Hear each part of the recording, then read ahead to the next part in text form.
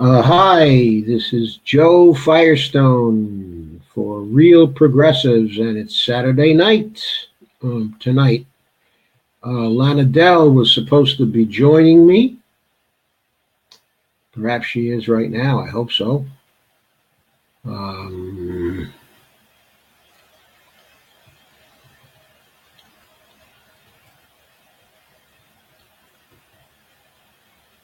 Lana says she doesn't know what to do, so I will try to help her. Can anybody hear me? There are four people out there I see. Can you hear me? Am I live at least? Comments, please.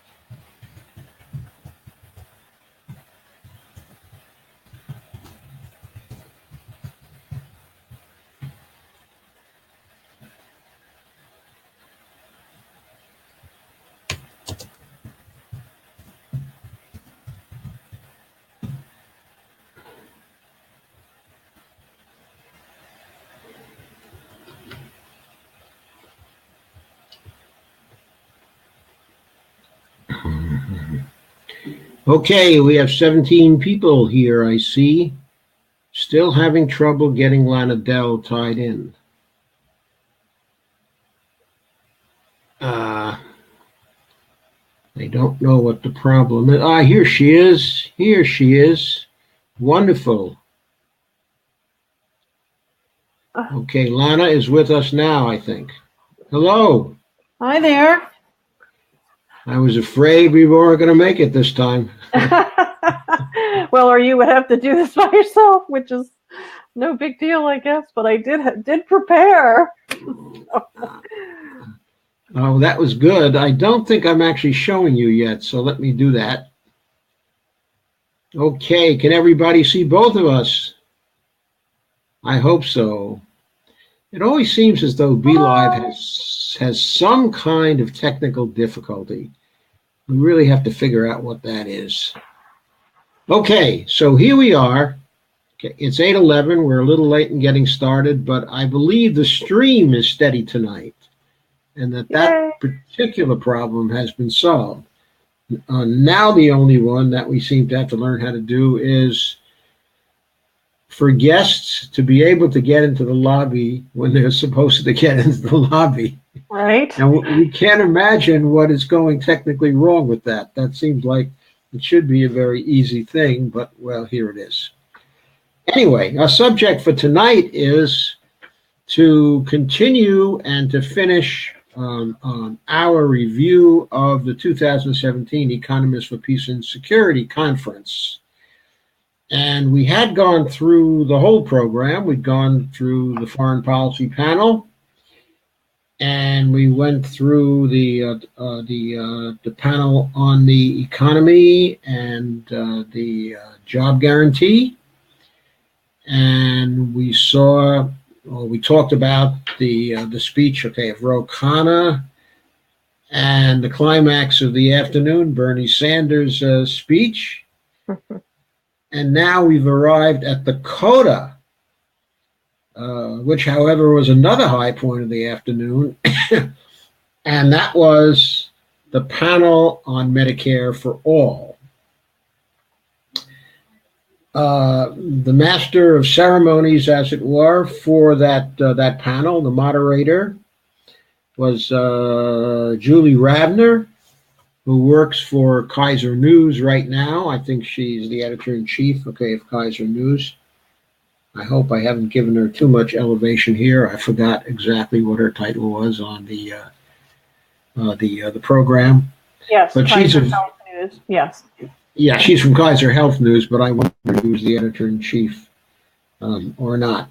Anyway, she's a longtime veteran, of Washington, D.C., and had written for the Washington Post, I believe, before for some time, and has researched the healthcare area for many, many years now, I think for 20 years or more. So she's really a veteran of it.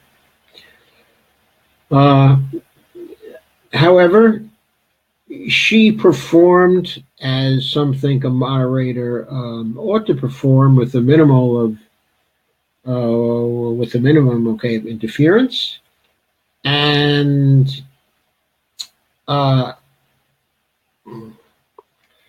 the first of her panelists was by Carolyn McClanahan. Guys. And Carolyn McClanahan is both a doctor and a writer, and she worked for community health services. She knew Stephanie from a previous appearance. They'd run into each other a few years ago, at least, and what she spoke to was the question of what we could do without adopting a single-payer system. A different approach. She called it, an out-of-the-box approach.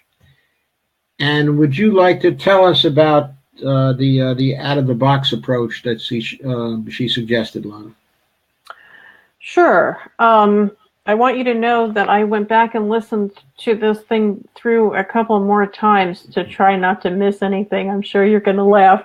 But so Carolyn, in addition to what you already said, is also a financial planner, a life planning partners or something of that sort. And she talked about, she said that she could see the benefits of a universal program and that we have 4 different payer systems, which would then turn into one. So maybe in a bit you can talk about what those 4 different payer systems are, because I thought there would be more, but she may have had a specific thing that she was referring to there that I'm not familiar with. She said that she speaks to both the right and the left in her daily living, and that she is under the impression that people are mistrustful of any one entity being in charge of our health care administration and paying and giving the care and the payment. She said that there was a people didn't like that. And I can kind of understand that, because when you put all the eggs in one basket, we sure can have a big mess. But then I can also see where having more than one is also a big mess anyway. So we'll talk about that. But that was one of the things that she said. Just to comment on that. Just to insert it. I found that to be a little bit of a strange comment. Because she talked about a 4-payer system, and I think that what she was referring to was the private insurance system, the Medicaid system, the Medicare system, and the VA system. Okay, and that these were essentially the 4 payers.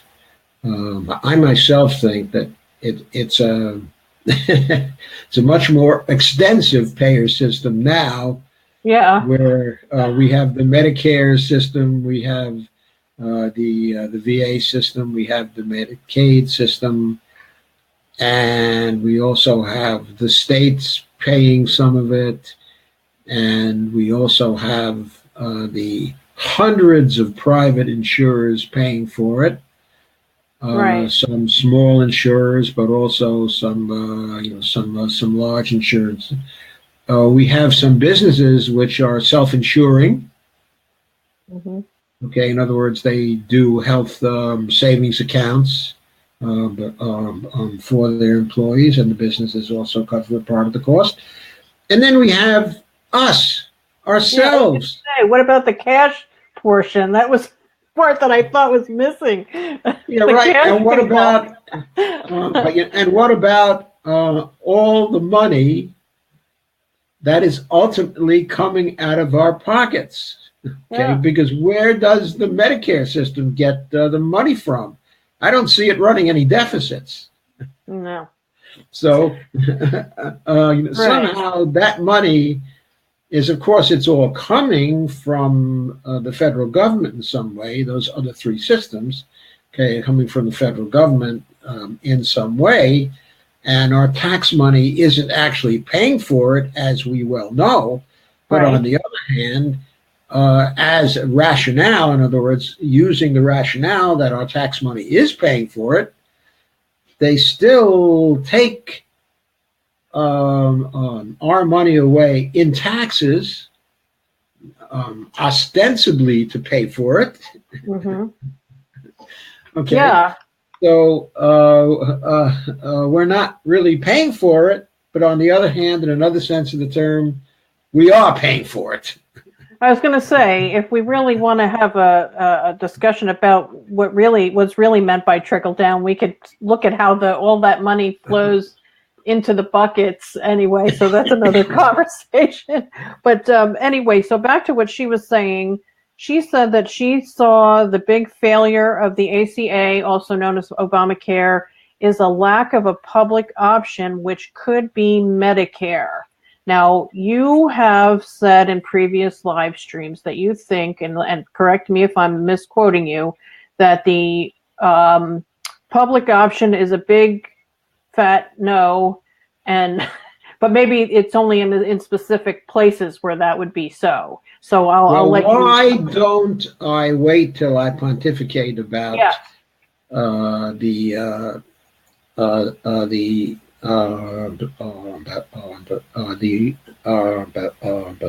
the public option when we get to Jared's talk, Okay. because that No. was No problem. really the one that was heavy Yeah. in terms of the public option. Yes, Okay, absolutely. So she said, Carolyn, back to Carolyn, that the yeah. ACA focused on coverage over cost. Now, I see what she's getting at there because, nobody tried to really get the cost down. And so it became kind of one-sided where they mandated this coverage without trying to, you know, uh, negotiate the drug bills or whatever it is. I'm speaking out of turn there because you know more about that than I did. But she definitely brought that up, and I thought that was a valid point. Um, she said Medicare was the same, no change to the cost. And she said something wrong, which was that this was passed on to the taxpayers. So we know that that's not the case. Let's see. So she proposed community health centers, which would cover 3/4 of the population, she said, for your general health. And she also proposed dental and I believe mental health with that as well. So there's a lady who I actually took the time to look up as well as researching some of this stuff. I wanted to see what exactly are the community health centers in my area. So I looked it up. I just wanted to see what are there any here now? And there are some. And there was a lady named Farrah Fossum. Farrah, if you're watching, hello. And she actually pointed me to one that's a little bit south of here in Minneapolis that she is involved in, which does include dental. Now, Melanie, who I don't know if she's watching either, but hello if you're out there, Melanie, she had said to me that the way it's structured now with community health centers is you have to be basically destitute, or else they either won't help you, or you still get the bill. So what this lady was talking about as expanding community health centers, Carolyn said, I thought that was a good idea. She said that stuff you would get no bill. I got the impression that it was not going to cover everything, but that she wanted to make it free for everybody. She did say that. And I remember that Bernie Sanders. The impression I got from her, not actually the impression, I believe I heard her say that it would cover all primary care and all dental care and all mental health care. So those areas would be comprehensively covered. Yes. Okay. Yes. So I think she was implying, and I think she almost actually stated at one time, that there is a list of services somewhere that are known as primary care services. Right. And so there's a very definite idea as to what services would be offered by her version of the community health centers. And also a list, of dental services, and a list, of mental health services as well. So she proposed that her community health care centers would have a specific list of services that would be covered in these particular categories, which would be all known services in these particular categories. And she claimed that these categories took care of 75% of the healthcare issues or healthcare problems in the United States. In other words, yes. 75% of the things that doctors found wrong with patients. She also had a statistic. It was that the community healthcare centers were right now providing these kinds of services at a rough cost of $1,000 per year per patient. That seems kind of low to me, but still, it was good to have a number thrown out that we can at least, chew on, so to speak. But I remember we can chew on, and that we would be able to check on, and then it's a very convenient number also because, as she pointed out, there are 325 million people in the United States, and under her program, all would be entitled to free health care, and therefore that cost would be roughly $325 million. $325 billion with a B. Right.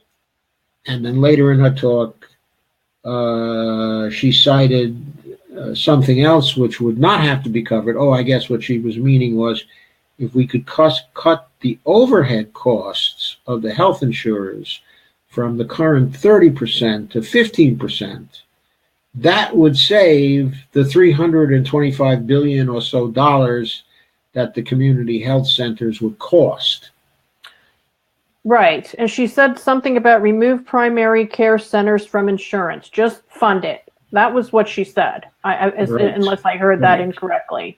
And I also recall Bernie Sanders discussing at one point or another him helping set up community health centers when he was the mayor of Burlington, which actually ended up to be a very well-received thing. So I don't know. I don't have any details on that, but anyway, so also something else with respect to Bernie Sanders and community healthcare centers.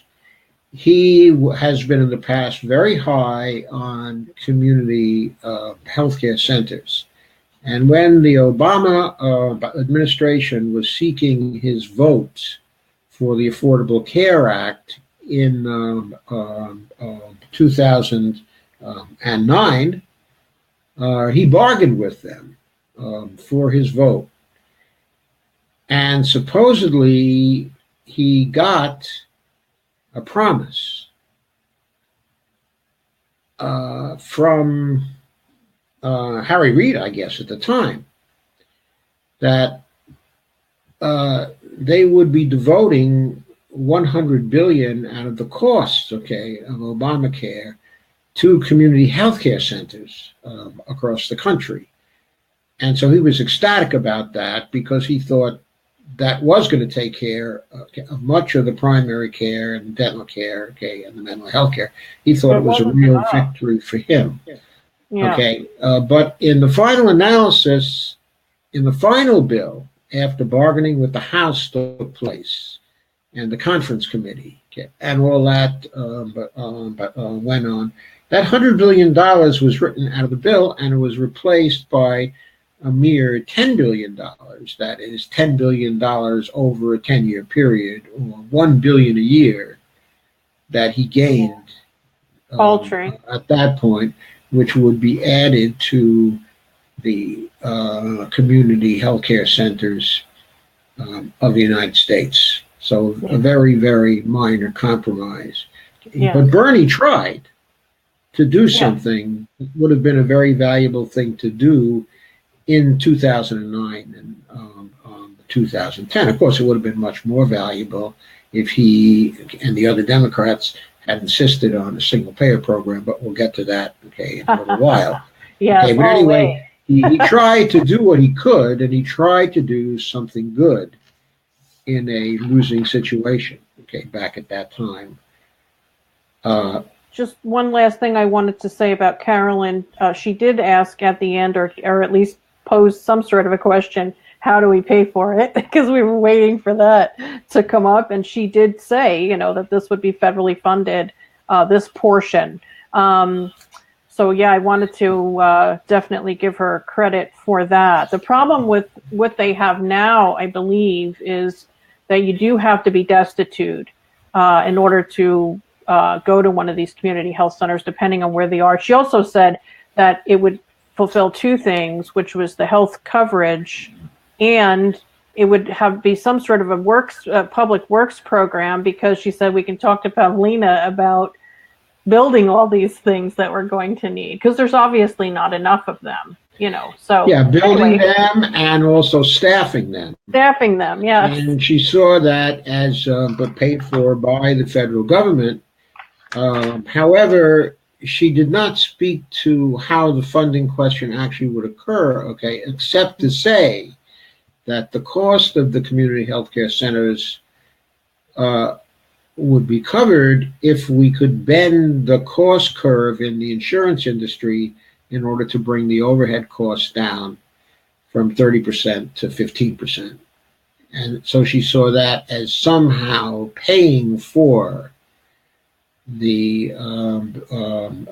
community healthcare center. So obviously she shared at that point the view that we would have to pay for the community healthcare centers through some form of taxation or other, okay, or some form of savings from another part of our healthcare programs, which implies that the savings would then be taken away through taxes and reapplied to fund the community healthcare system. And I was struck by that because in her previous contact at an earlier conference with Stephanie, she seemed to grasp at that time very well that, if not that taxes don't fund spending, at least that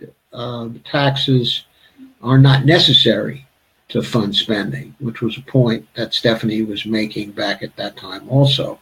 Right. I think the conference I'm talking about took place in 2011 or 2012. I ran across it actually by accident, okay, in some research I was doing, and was surprised to find that they had a previous contact.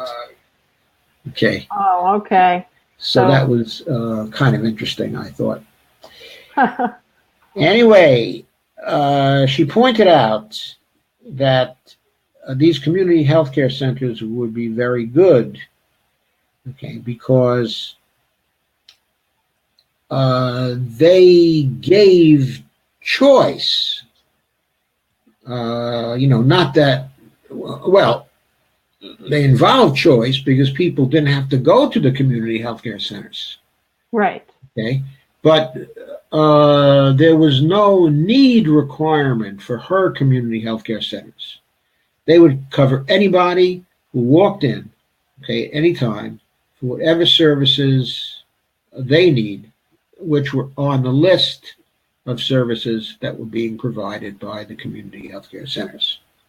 Okay, but she pointed out that right now, as a nation, we're woefully prepared for epidemics. Yes, she did say that.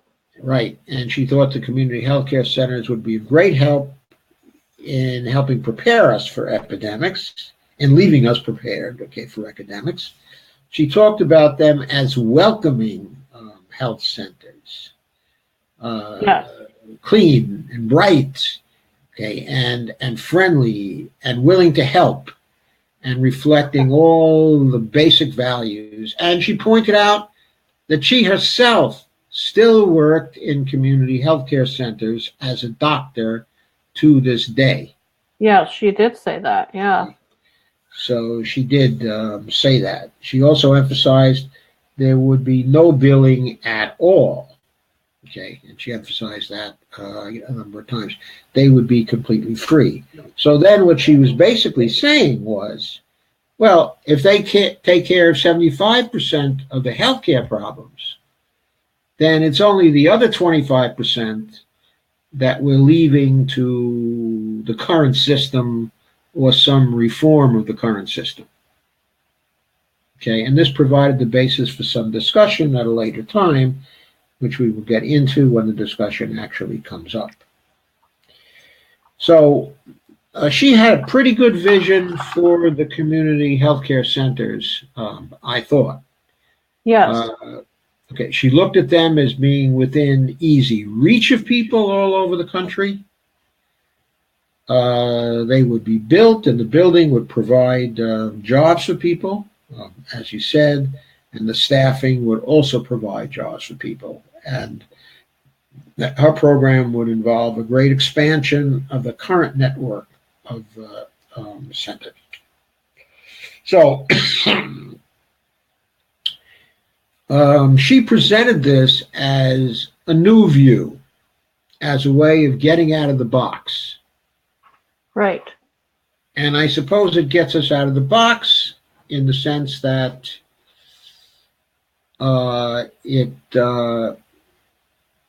I'm not sure how it gets us out of the box. And the reason why I say that is the following. Okay, it takes 75% of the problems away from the insurance industry to handle, Right. or from the rest of the government to handle. Fine. Okay. However, those 75% of the problems cost only about $1,000 a person, whereas the other problems that exist problems. probably cost far more than $1,000 a person to handle. So the point is, the insurance companies need to be able to handle those other categories so they can have some low-cost things to handle that they would be able to profit on. Yeah.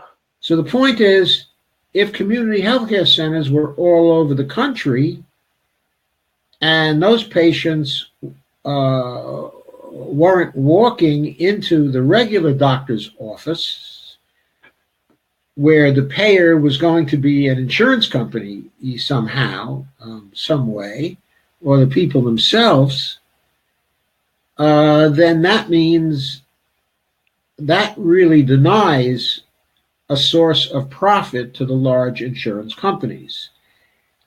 And the question is, what does that do to their sales base and to their potential for profit? Okay, is that very, very damaging? So damaging to the private insurance companies that if we proposed this kind of community healthcare center, a network, that it would engender as much in opposition from the insurance companies as we get now when we try to pass a full-blown type, okay, of Medicare for All program. In other words, we could have a Medicare for All program which had community health centers, okay, as part of it. Yeah, we certainly In other can. words, where it was structured in that way, and we could give the same choice. We could tell people, hey, you could get your primary care services from the community health centers. They're going to be very, very nice and welcoming. Okay, open at all hours, and they're going to be this, they're going to be that. They're going to have all these features about them, and so then they could compete with the private doctors within a Medicare for All setup.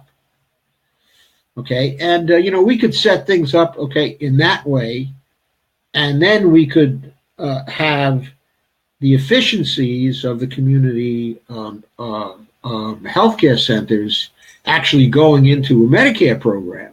In other words, cutting the cost curve in a Medicare program. Okay, but anyway, my central point is this does cut a lot of the profit out of the insurance pool, okay, it seems to me. So I think they would resist this kind of proposal very, very heavily. And the question is whether their resistance would be heavier to that than to a public option, or heavier than to that than simply to a Medicare for All program. I expected it would probably be heavier still to a Medicare for All program, but still there might be very, very heavy resistance to her community healthcare proposal. Okay, I don't think she went into that. No, but I know Jared Bernstein certainly made numerous mentions of all that stuff. So we'll talk about him later. But anyway, right. some coffee, Russell. Some coffee. I needed some caffeine, but. Okay, so the second person on deck was Richard J. Eskow, R.J. Eskow. Yes. He refers to himself as. He's the host of the Zero Hour, and he's been writing and working for the campaign for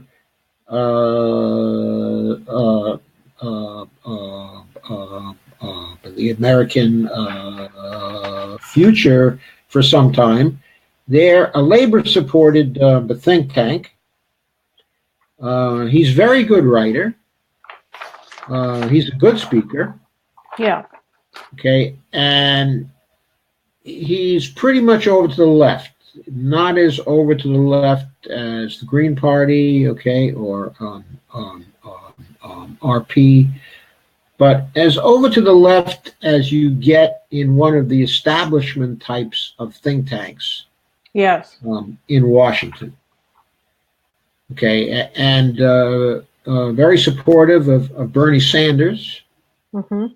Okay, and also very supportive of left causes in general. Okay, so he began by giving anecdotes. Would you like to say something about his anecdotes? Oh, wow. Okay. Excuse me. Well, about his stories. He said flat out, private health insurance has no place in a public healthcare system. And I thought that was interesting that he said that flat out. He worked for different insurance companies. Well, one that he mentioned specifically, he said that when he was young, much younger, he had to work for this man who was a very mean boss named Maurice Greenberg. Hank Greenberg. Hank Greenberg. Did you know Hank Greenberg? I don't even know if that means he's still... I didn't know Hank Greenberg, but everybody called him Hank. Okay. Because obviously he didn't care for Maurice. So he got Hank after a while. Okay. Oh, Okay, for God's sake. and AIG Yes. was the company that got caught in the derivatives mess in 2008 2009 and had to be bailed out by the federal government to the tune of $160 billion. Yes, it was hideous, I And, recall. yes, and the reason why they were bailed out was because they owed Goldman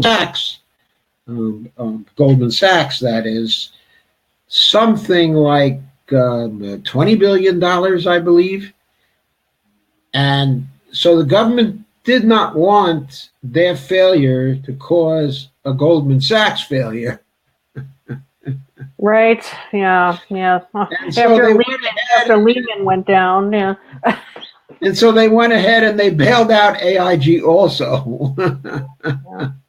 Well, and See, I for used. me, it would have been cheaper uh, to let Goldman Sachs and AIG go down and let them all go down. Yeah, I worked for an offshoot of AIG, one of the mortgage insurance companies, actually. So I do have some knowledge of them, for better or worse. I liked working for them, but that's a separate issue. But at any rate, so Maurice Greenberg, who we will now refer to as Hank because that was what he preferred, he was a mean boss. That was what Richard Eskow said, and he said that I suppose he was referring to them giving presentations of the insurance, of the health insurance, to different employers as a big smorgasbord of what they could do. And it seemed like, and I'm paraphrasing here, some gobbledygook they were throwing out. And so Richard, being new to the company and a young guy, said, "Well, nobody was going to stick their neck out and ask this mean boss what he was trying to say." But so Richard stuck his neck out as the new guy and said, what is it that you're trying to accomplish? I don't understand what we're talking. So he said, Hank Greenberg's response was, what I'm trying to do is give the employees less and make them think it's more.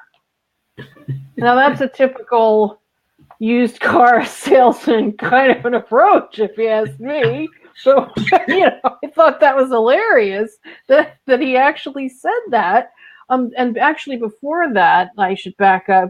He talked about a different company that he had worked for, where the CFO made a really, really off the cuff comment about that there was a neonatal infant that was costing them $100,000 a month. I can't remember what the figure was. It was some high figure. I'm probably not giving the figure exactly, but that they were having a meeting as to whether to keep this kid on the insurance, keep paying for the child or not. And these were the kind of meetings, I guess, that they have all the time and still do. And the comment from the CFO discussing whether they should keep paying the hospital to, keep this child alive, and hopefully make him well, was, quote, snuff the kid, which I thought was absolutely horrible that anybody would say that. But apparently this happens a lot. So they're just looking at it from, the average insurance company is just looking at this from a profit standpoint. And they're, and I mean, I guess I shouldn't be shocked by any of that, but I was still a little bit shocked about that. Okay, but to be completely accurate about the way that RJ put it, he said that these there was this discussion going on around the table, and the CFO looked up from his figures and said, "Snuff the kid." Yeah. Okay, but he didn't seem completely serious about it. Yeah. Okay, and RJ qualified it by saying that, this CFO was just answering as an economic actor would, an economic agent. And then he said something, which indicated that he was only half serious about it. Okay, and also RJ never did say exactly whether the company did actually snuff the kid or not. Yes, I was thinking of that. He didn't actually finish the story, but I think what Yeah, he he was didn't getting at actually was, finish the story, and I think this was back in 1982, he said. And I'm not sure things had come to the pass where they were routinely snuffing the kids in situations like that. well, I Back hope in not. in 1982. It still sounded like, I don't know. I guess I could, there's certain jobs that I couldn't do, and I guess I probably would not be able to last long in that job if I had to make those kind of decisions, because that, You're it just right. sounded so horrible.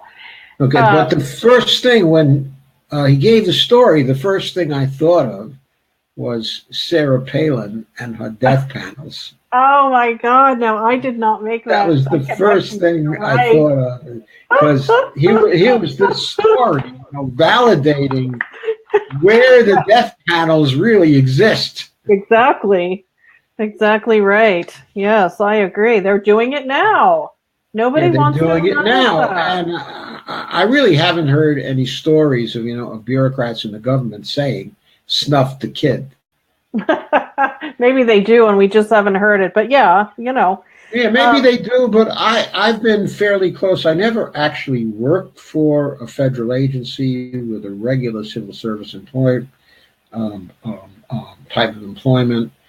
But I worked on a contract basis, and at one point, okay, on an IPA basis, which is close to a civil service type of employment in a certain way. And I never found the bureaucrats in government to be that way. I mean, I found them to be people, who were basically suburbanites, who went home to their families, okay, at 5 o'clock. yeah. In general, and who wanted to do a good job at their work, and who often did a good job at their work.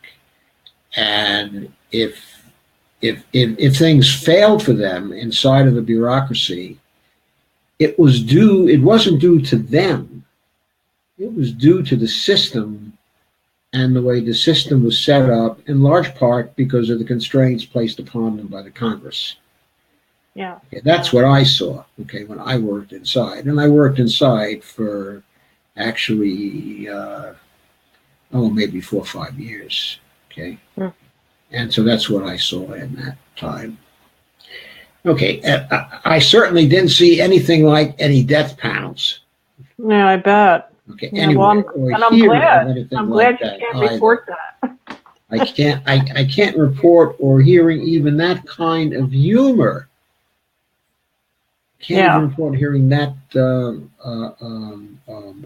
kind of humor. Anyway, So he was annoyed. Richard Eskow was annoyed with Krugman. He said that Krugman called the ACA universal coverage, and that's absolutely wrong.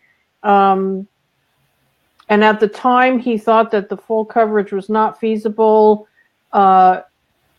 He didn't say economically. I think he was referring to politically. And now he says he thinks that it's the most feasible thing that we could do. He's come full circle with that. yes, what he says now is he thinks it's the only thing that is feasible. Okay, and I think by that what he means is he's sort of expanding the feasibility notion and suggesting that when we ask whether something is feasible or not, we have to include not only whether it's a politically feasible thing to do in the short run, but whether it's a politically feasible thing to do in the long run and whether it will really work. Right. Once we put it in motion, yeah. Yes, and on those grounds, he's come to the conclusion that the only thing that would actually work is a Medicare for All program. Now, having said that, and come flat out and said that, he then spent his discussion time, okay, thereafter, in backing off that stance a little bit. Yes, I remember that. Well, that's because he felt beat up, I think a little, not literally, but a little bit backed into a corner by the other two, especially Jared. That was my feeling. Yes, I think so too, but we're going to get to that. So he went on to say, we already have single payer of sorts, because he said Blue Cross owns 90% of Alabama as an example, and there's a monopoly that's dominated by one or two players in most areas. That's what he said. Now, I have no way of substantiating that, but that was one of the things he said. He said there will be, with a universal program, provider displacement. Now, that's a nice way of saying that people are going to lose their jobs and places are going to go out of business. That's he's giving the politically correct way of putting that. And he said that he's doubtful that we can have smart healthcare shoppers. Well, I agree with that too. And I thought Jared Bernstein gave a great example of how ridiculous it is when the people talk about in Congress, well, the average person is able to be a smart shopper with healthcare and whatever. And Jared Bernstein actually brought up a situation where he had taken his daughter to have an X-ray of her arm that they thought might be broken, and that there was a place in the building that did the X-rays, but the doctor said, well, you can go to that place or you could call these other 5 or 10 places and see if you'd rather go there. It's like, who does that in an emergency type situation? Well, hi, how much would you charge for an X-ray for my daughter? The kid's in pain. You want to get it done. It seems ridiculous, in that sort of a setting. And I agreed with him on that it's doubtful that we can be smart healthcare shoppers. I agreed with him on that because we just don't have the inside information that the doctors and the nurses do and the people in the insurance industry. So that was what I wrote down about him. Okay, I think the larger point that Eska was making, perhaps, was that when he said that there's already single payer in many state markets, he was saying we're already living with a near monopoly in many, many states because they're down to a single insurer or they're down to two insurers who follow each other's pricing. Okay, yep. Okay, so he's saying we're basically dealing with a single payer now. But what he didn't say, but what he implied is only the single payer, is not a government with a 3% overhead. It's an insurance company with a 30% overhead. Right. So he's why not really asking, what type of single payer do you want? Yeah, right. Yeah, no, and I thought it was good that he said that. Yes, I did too. So that was what I had written down about him. I thought he was the most, as you might put it, most progressive of the three. Certainly, as you say, not not completely in line with us, but at the same time, his comments I thought made the most sense during the original panel presentation. Yes, I thought so too. And what he said towards the end, he said he wanted people to recognize that there was also a monopoly in hospital markets as well. So not only was the insurance a single payer market, but the provider, as far as the hospital is concerned, is also a single provider market, which is not a healthy one from a competitive standpoint. So I thought that was interesting, and he called attention to that. And then he said he himself was in favor of getting people health care one person at a time if necessary, because it's so important. And he also said, in the long run, he flatly said, the Affordable Care Act is not going to succeed. Right. He said right now he was for keeping the Affordable Care Act and he had supported it, but he said it's better than not having anything or what they're trying to turn it into.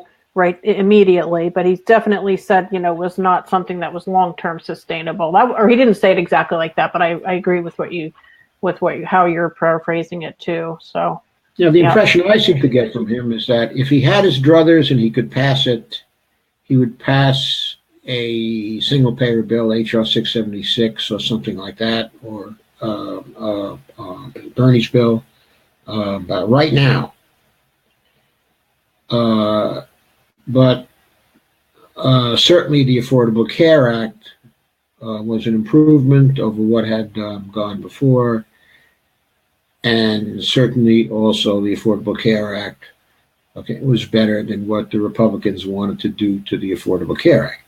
Right, yeah. So that's what he said. I'm going to defend what we've got and try to do something better. I wanted to go back to something Carolyn McClanahan said.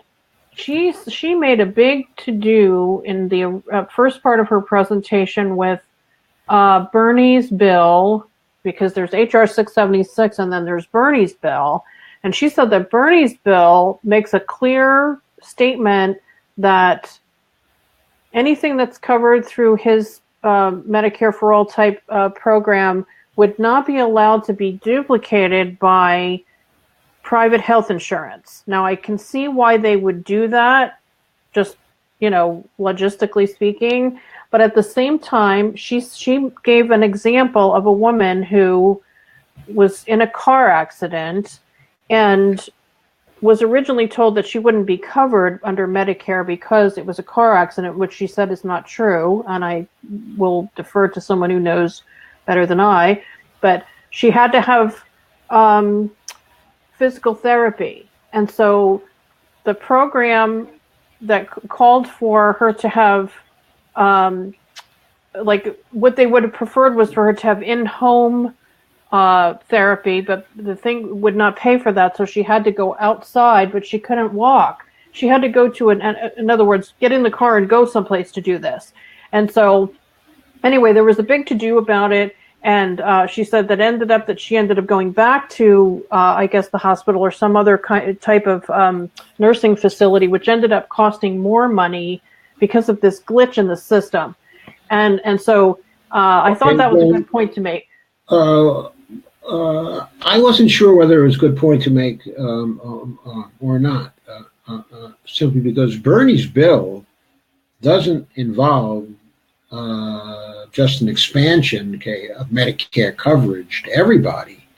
It involves an enhancement of the Medicare program itself. So I'll bet the kind of situation she was talking about there would be covered by Bernie's bill. It's certainly covered by John Conyers' bill. Clearly, and unambiguously, completely covered, in John Conyers' bill. But yeah, there are certain ways in which John Conyers' bill is better than Bernie's bill. One very, very important way is that John Conyers' bill would be implemented within the first year. And you wouldn't be taking it in stages and giving the insurance companies essentially 3 years to adjust. In other words, Bernie's bill cares more about the transition period. As I've said in programs here at numerous times, I don't care much about the transition for the murderers by spreadsheet. Exactly. They can have whatever evils befall them in the transition, and that's fine with me. But I also say the following. If these people are so worried about the transition, why don't they just pass the job guarantee program? And then that takes care of the transition for everybody. It works for me. Right, of course. It's not going to pay the executives what they're getting to be murderers by spreadsheet right now, but that's fine with me. I'm not worried about that transition. I'm sure they'll survive. Yeah. Well, I don't know whether they'll survive or not, but as is often said on the streets of New York, that's their lookout, not mine. Well, did we have anything else to say about Richard Eskow for the moment? Yeah, he did have one I thought, very emphatic thing to say, which is quite important. He was talking in the context of the ACA and the exchanges. Okay.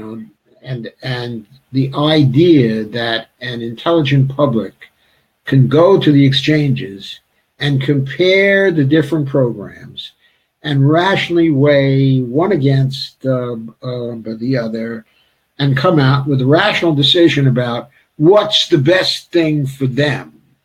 And that in this way, market forces would be brought to bear to cut the cost curve over time. And of course, we find that the cost curve has not really been bent by that much. It's been bent somewhat, but not by that much. Okay. And what Richard says about this, he says, look, the public is not at fault because it fails to show the qualities of an ideally rational actor who can weigh the differences among 50 different policies on the web or something like that. Okay. He didn't use this particular verbiage in it, but that's the idea, that he was getting at. So he was saying the public is not at fault. The system is at fault. Right. It's always the system that's at fault. If the public can't work the system, it's not the public's fault. It's the system designer's fault. So anyway, I thought that was a very, very important point. Yeah. No, I agree. So Jared Bernstein.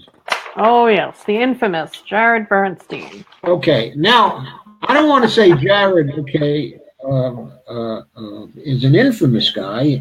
I mean, I don't know whether he's infamous or not. I mean, I've heard he's a pretty nice guy. He acts like a pretty nice guy. In this conversation, I thought he was the infamous guy. Oh, I see. In the context of this particular panel. Right. Okay, well, what I think we want to note about him is he was the chief economist for Joe Biden. Mm-hmm. And he's probably still, in one way or another, the chief economist for Joe Biden, because he was the chief economist for a long time for Joe Biden. And he stayed in Washington, D.C. He didn't go back to academia, which he could have done. But he tied into a think tank here, in Washington. And so he decided, evidently, to become a part of the Washington intelligentsia class.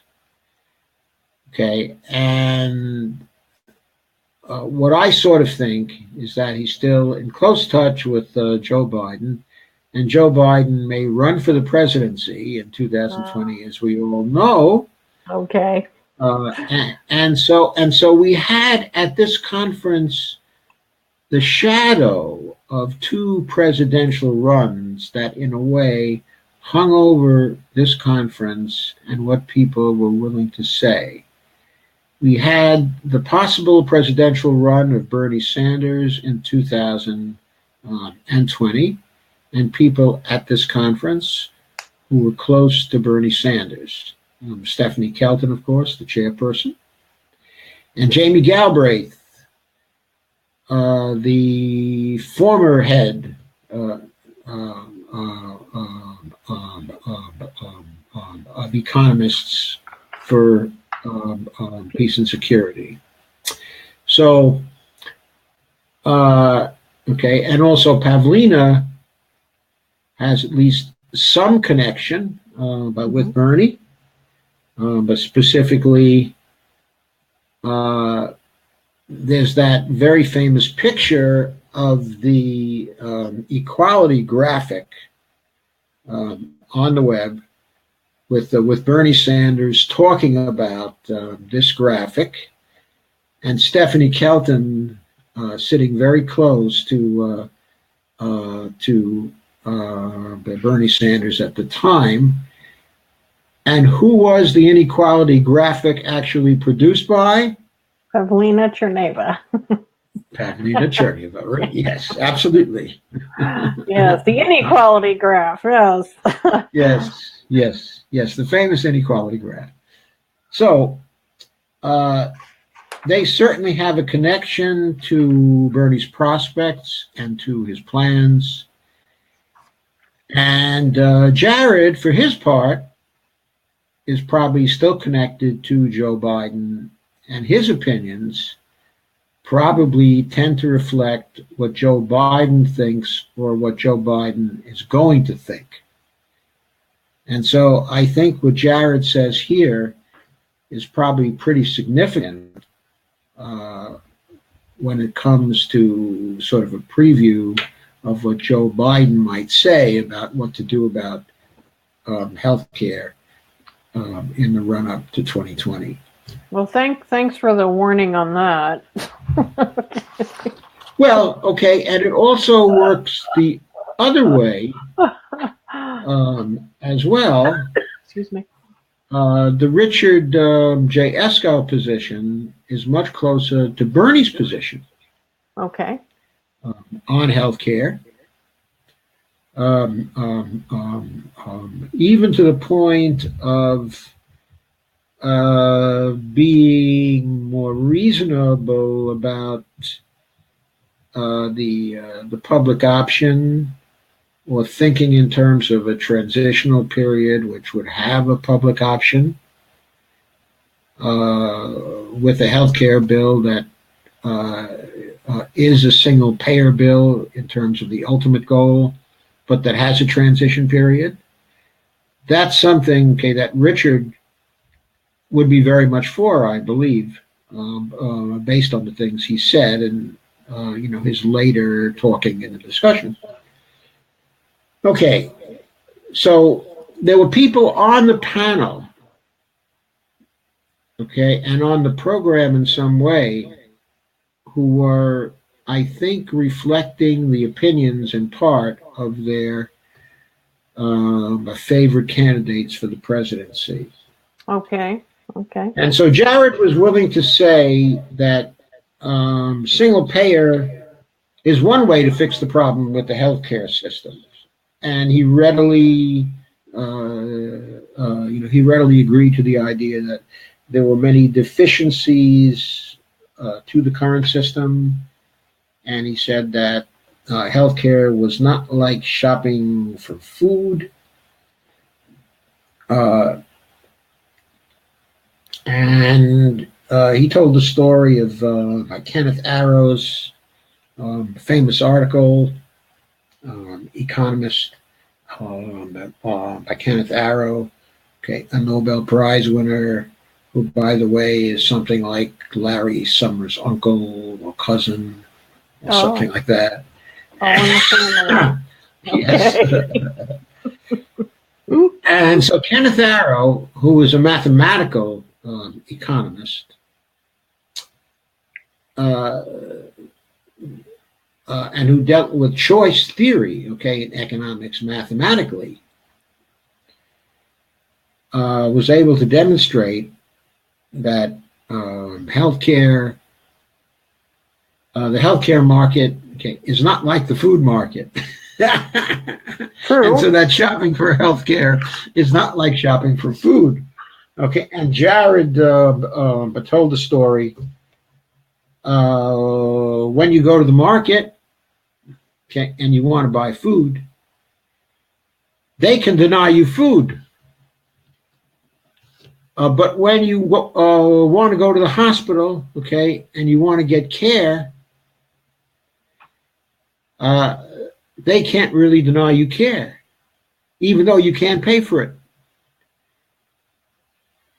And that makes a big difference. That's one reason why the market for healthcare is not the same as the market for food. Now I would agree in part with that, but I would also say there are other reasons why it's not the same. And the other reason is that there shouldn't be a market for healthcare. Right. It's not about markets. Not everything is about markets, economists. Not everything is about markets. I agree. And the other thing that I thought of, because he went on to say that, we aren't leaving people to die in the street. I think it was in relation to that same conversation. And I'm thinking to myself, if you have no health insurance coverage or you're under the government program, the hospital only has the obligation to make you stable unless you die in their presence.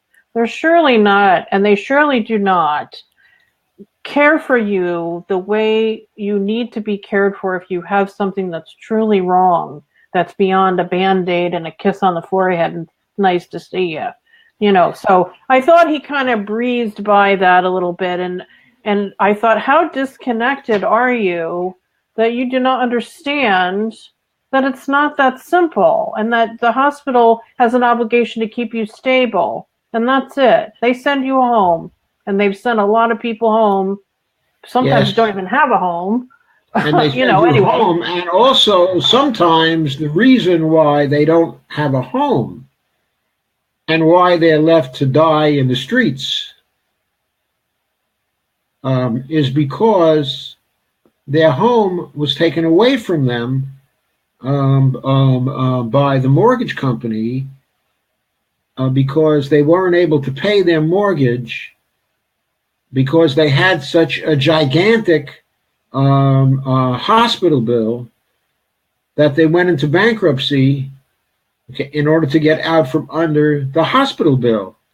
And then the mortgage company got their house. Yeah. And then they ended up in the streets. It's disgusting, really. It's disgusting. Okay, but there's more than one way that the hospitals can leave you to die in the streets. Yeah, definitely. Yeah, they can refuse you service or they can bill you into non-existence. Right, yeah. Okay, so so Jared then sort of went into a little intellectual drill. He said, look, health insurance is not that complicated. If you want to cover everyone, then you have to have a risk pool. Right. Okay, and if you have a risk pool, then you have to have a mandate. Okay, and the reason why you have to have a mandate is because there is a lot of waste in the system, and you have to spread the waste and you spread the risk also. And that's why there has to be a mandate. There can't be freeloaders on the system.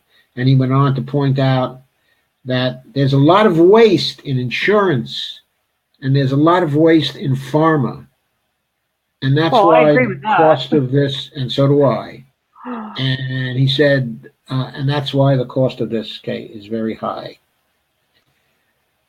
He also said that, well, by God, he was surprised this happened. He was really surprised, that this really happened.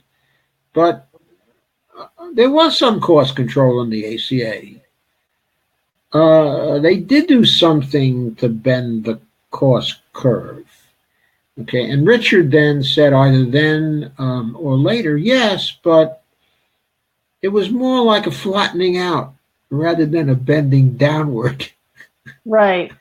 So it was mild. It was a mild cost control and not as majorly as it needs to be. But yes, it was a mild cost control. So what did Jared actually advocate for? Incrementalism. He wanted to see a public option. And here we get into the idea.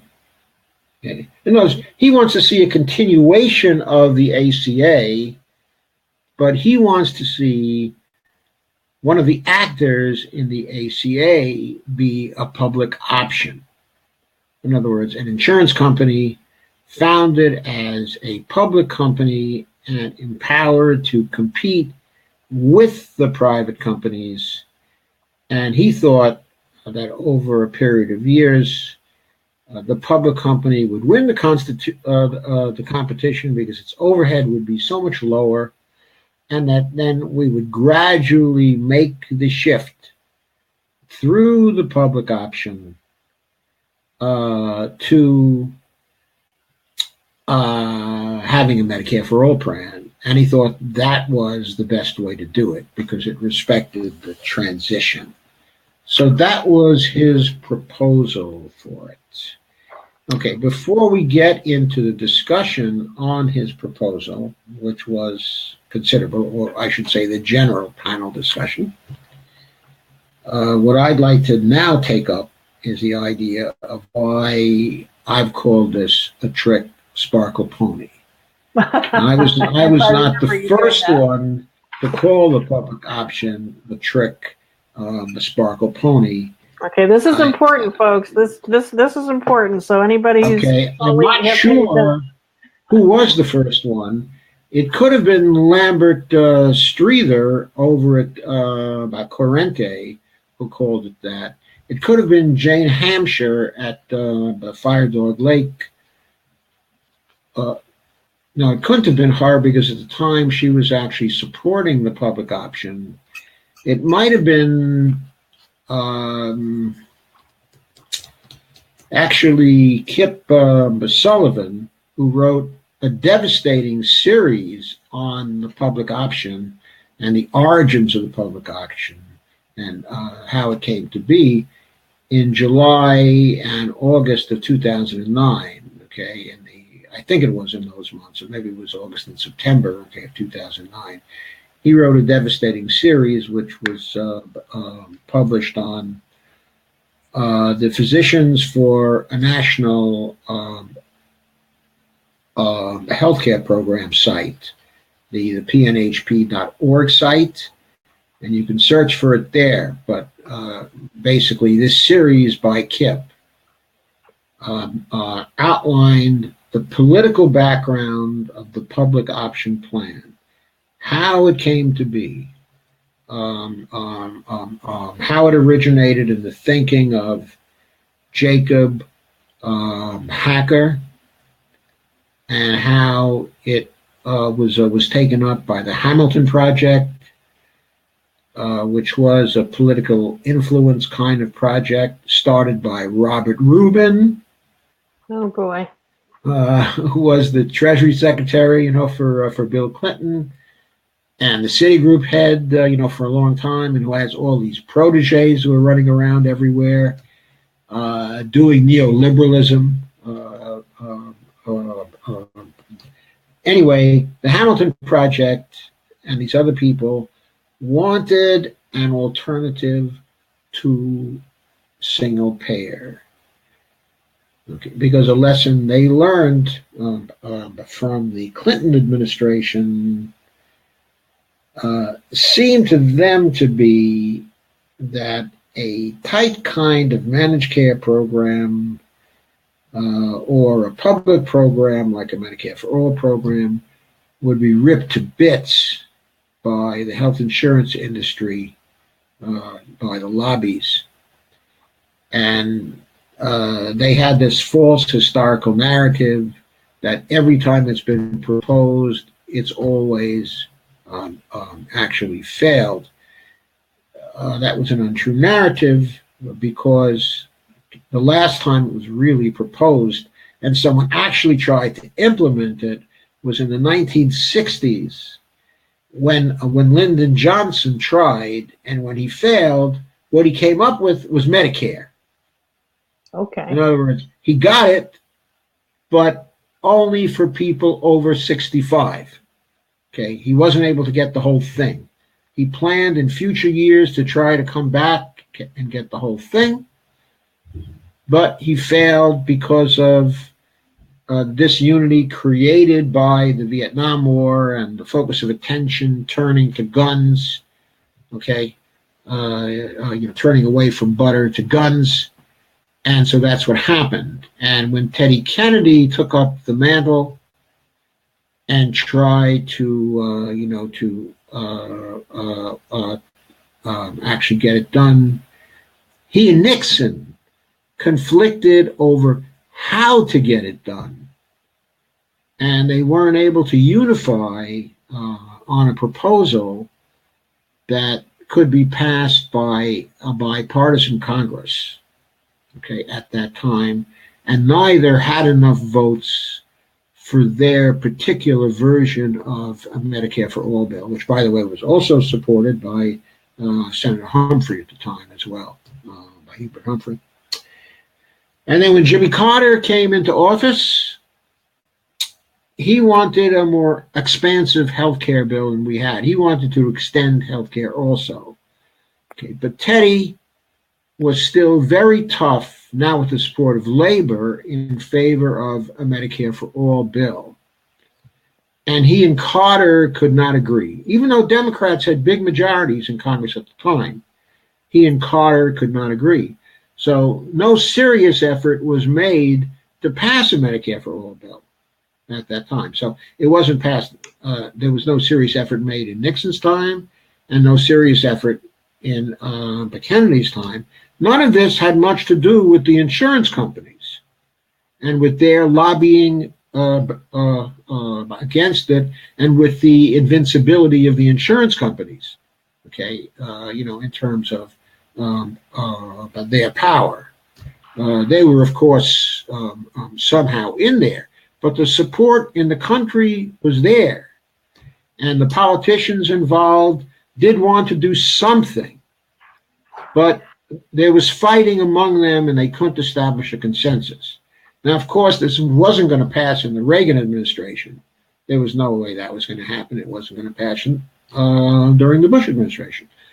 But Clinton came into power, okay, in the 1990s, again, with a strong Democratic Congress, those first 2 years. I think he could have passed a Medicare for All bill with no trouble at all during those first 2 years because he had the majorities, he had the support in Congress. But he and Hillary were these supreme policy wonks, and they wanted to get fancy. Instead of doing what later became John Conya's 35-page H.R. 676 bill, they decided managed care was the thing of the day, and they were going to do a managed care type of alternative, which was going to be designed by Hillary and by Ira Magaziner, who was a big intellect wonk at that time. Okay. And so they took some time to design something, and they designed a 1,300-page monstrosity, which the healthcare industry, the insurance industry picked apart. Just picked it apart. Just completely ridiculed it. And of course, what lesson did the Clintons draw from that? Not that they went with the wrong thing, but with the not that they did anything wrong. The lesson they drew from it was we made a mistake. We came forward with our own Medicare for All bill. And it couldn't be done. Couldn't be done. And it got cut to shreds by the Congress because we came in with a bill into Congress. What we should have done was to have let Congress form its own bill. And then we come in at the end to compromise the forces. So this was the lesson these people came out of the Clinton administration with. That was the lesson they came out of it with. And what did Obama do in 2008 and 2009? He didn't come into Congress with any plan. He threw it to the wolves in Congress and to the lobbies in Congress to write the damn bill. And he took Medicare for All off the table. Why? Because his wonks. Yeah, what's the guy's name from Chicago? Oh, Rahm Emanuel. Rambam. Yes, Rambam. Yeah.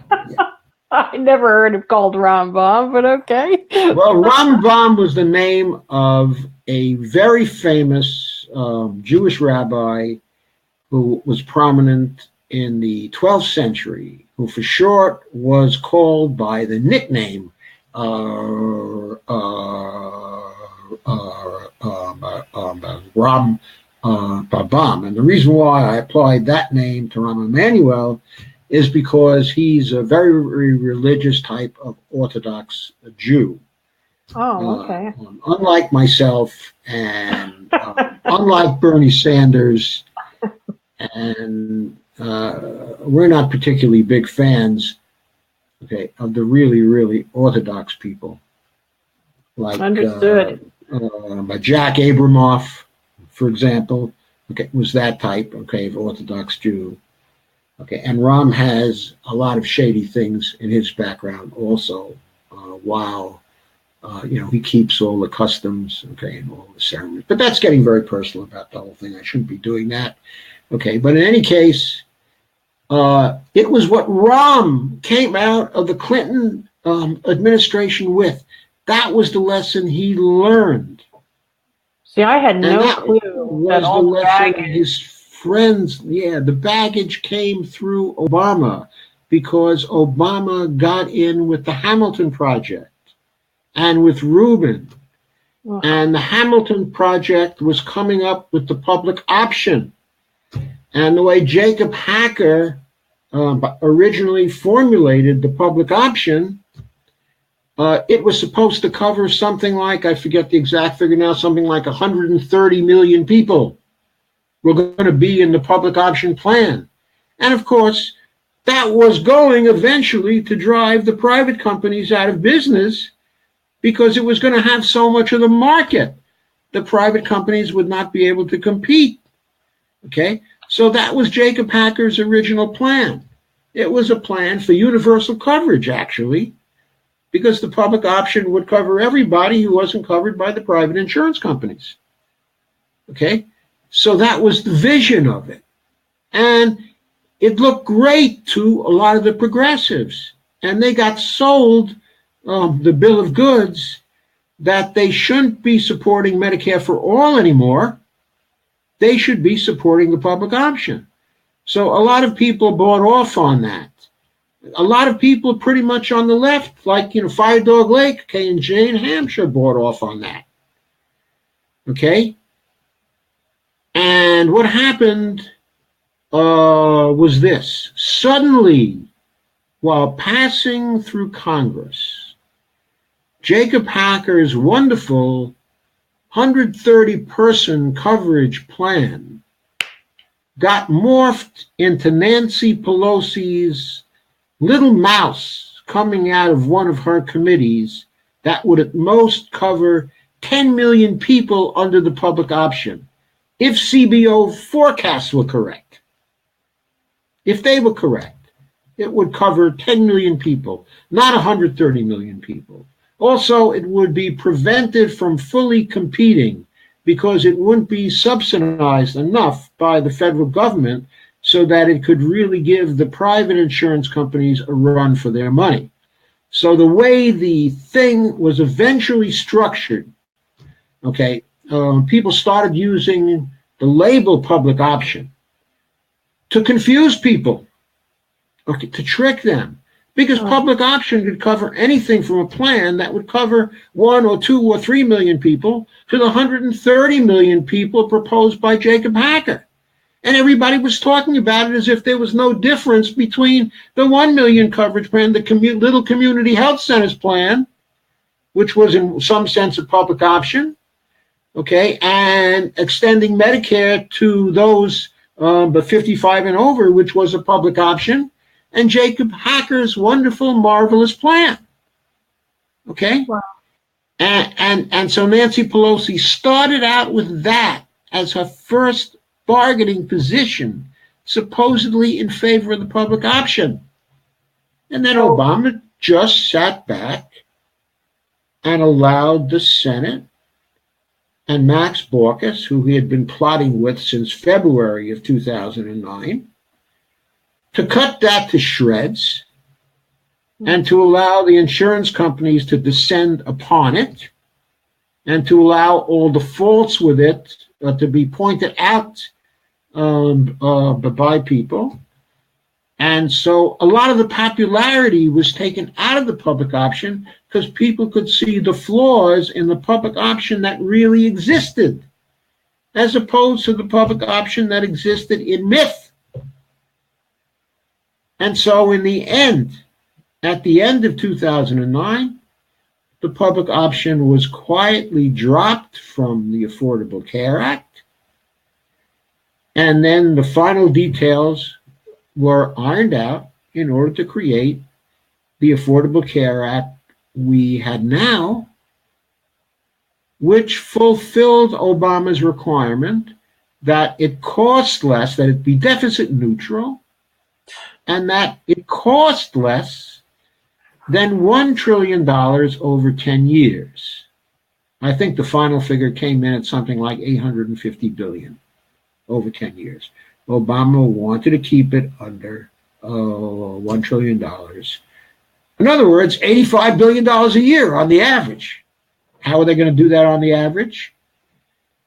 They would start collecting taxes for the Affordable Care Act from the first year, but not put the Affordable Care Act into operation until 2013 and 2014. Yeah, I was going to say, we had like 2 or 3 years in between when they announced it and when it went into effect. I remember that. Right, but not the taxes. They started collecting the taxes for it immediately.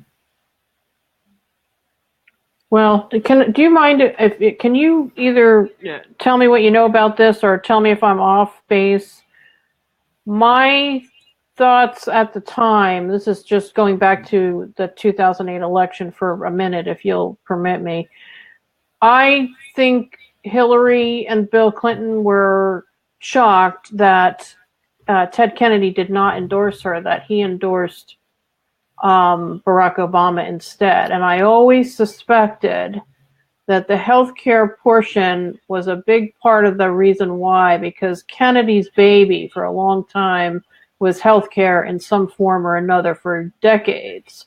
And what I think, this is just me surmising or, drawing conclusions, I think when he went to Hillary and Bill and said, I'll support Hillary, but you need to bring this back to the table, they said, oh no, we've tried this before, and this is just never going to be. And I think Obama said, well, sure, we can try to do that. I think Obama was willing to work with him on it, and I think that's part of the reason why Kennedy threw his weight behind Obama instead of Hillary. Just my take on it, but I always suspected that there was a conversation that went on like that. That there's something to that. I think Teddy Kennedy, at the end of his life, was losing something in terms of keeping, his fingers on the detail of politics. Obama had said at one time prior to the campaign, that he was for Medicare for all. He almost made it as an of course. And then by the beginning of 2009, he was certainly appeared to be for the public option. And if Teddy wasn't paying real close attention to what was going on inside of Washington, because he was in the middle of dying from his brain cancer, yes, it would have been very easy to fool him into thinking that Obama in 2008 was a better prospect for supporting Medicare for all than Hillary Clinton was, and that he might have shifted over to her actually for that reason. I'm sorry, to him, for that reason. And also because it was a big thing to have a black person be the president of the United States. Yep. And that was something that all of us coming out of the 1950s and 1960s really wanted to see. I mean, it didn't outweigh all the other issues. If people really knew what Obama had in mind, I mean, I think most of us would have voted for Hillary in preference to Obama in 2008. Or somebody else, yeah. Right, or somebody else. But the fact is, we didn't know. Obama talked a very good game, and many of us weren't sufficiently clever or weren't paying enough attention to details to know what he was really about. I think he had the best of intentions, but I think the lobbyists, the people who contributed to his being in the presidential, arena, had him, unfortunately, like a puppet. And I think that I don't think he had the best of intentions. Okay, I think that a previous president was neoliberal in his thinking to the core. Yeah, and Bill Clinton. Well, not just Bill Clinton, Obama. Oh, okay. In other words, Obama not only respected Bill Clinton, he respected Ronald Reagan. Yeah. And he made that amply apparent at various times. Now, the only kind of person who can respect Ronald Reagan is a neoliberal kind of person.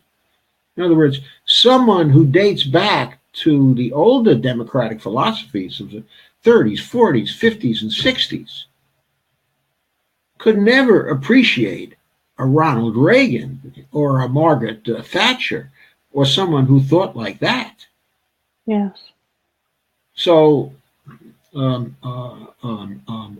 I think his mindset was always skeptical, of a Medicare for All program. Anyway, so it's off that experience of 2008, and 2009. What happened to the public option then? That I came to the conclusion that yes, those who were saying that the public option was a trick sparkle pony were right. That is what it was. And that's what it would be again. It would be a political distraction. And in any case, it's the wrong bargaining position from the start. Okay. Even if you want a public option, you never go in asking for a public option, like Jared is doing right now. Well, I would do a public option. No, you go in shouting, I want Medicare for all, and I'll take absolutely nothing less. And then when you get to the final shootout, if you have to settle for less, then you settle for Medicare for all over 55 or over 45 or over 35, as low as you can get it. Okay.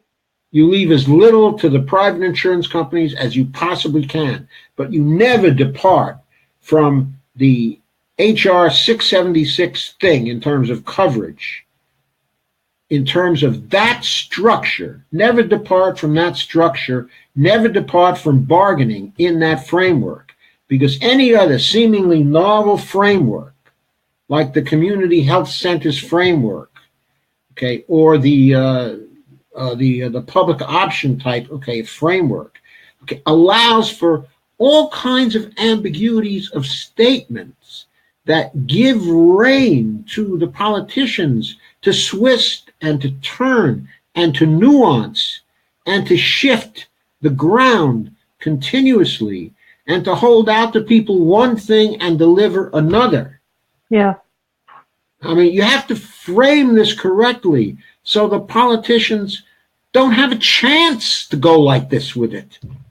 Yeah, we have to be specific in the that's language. what Jared wants to do again.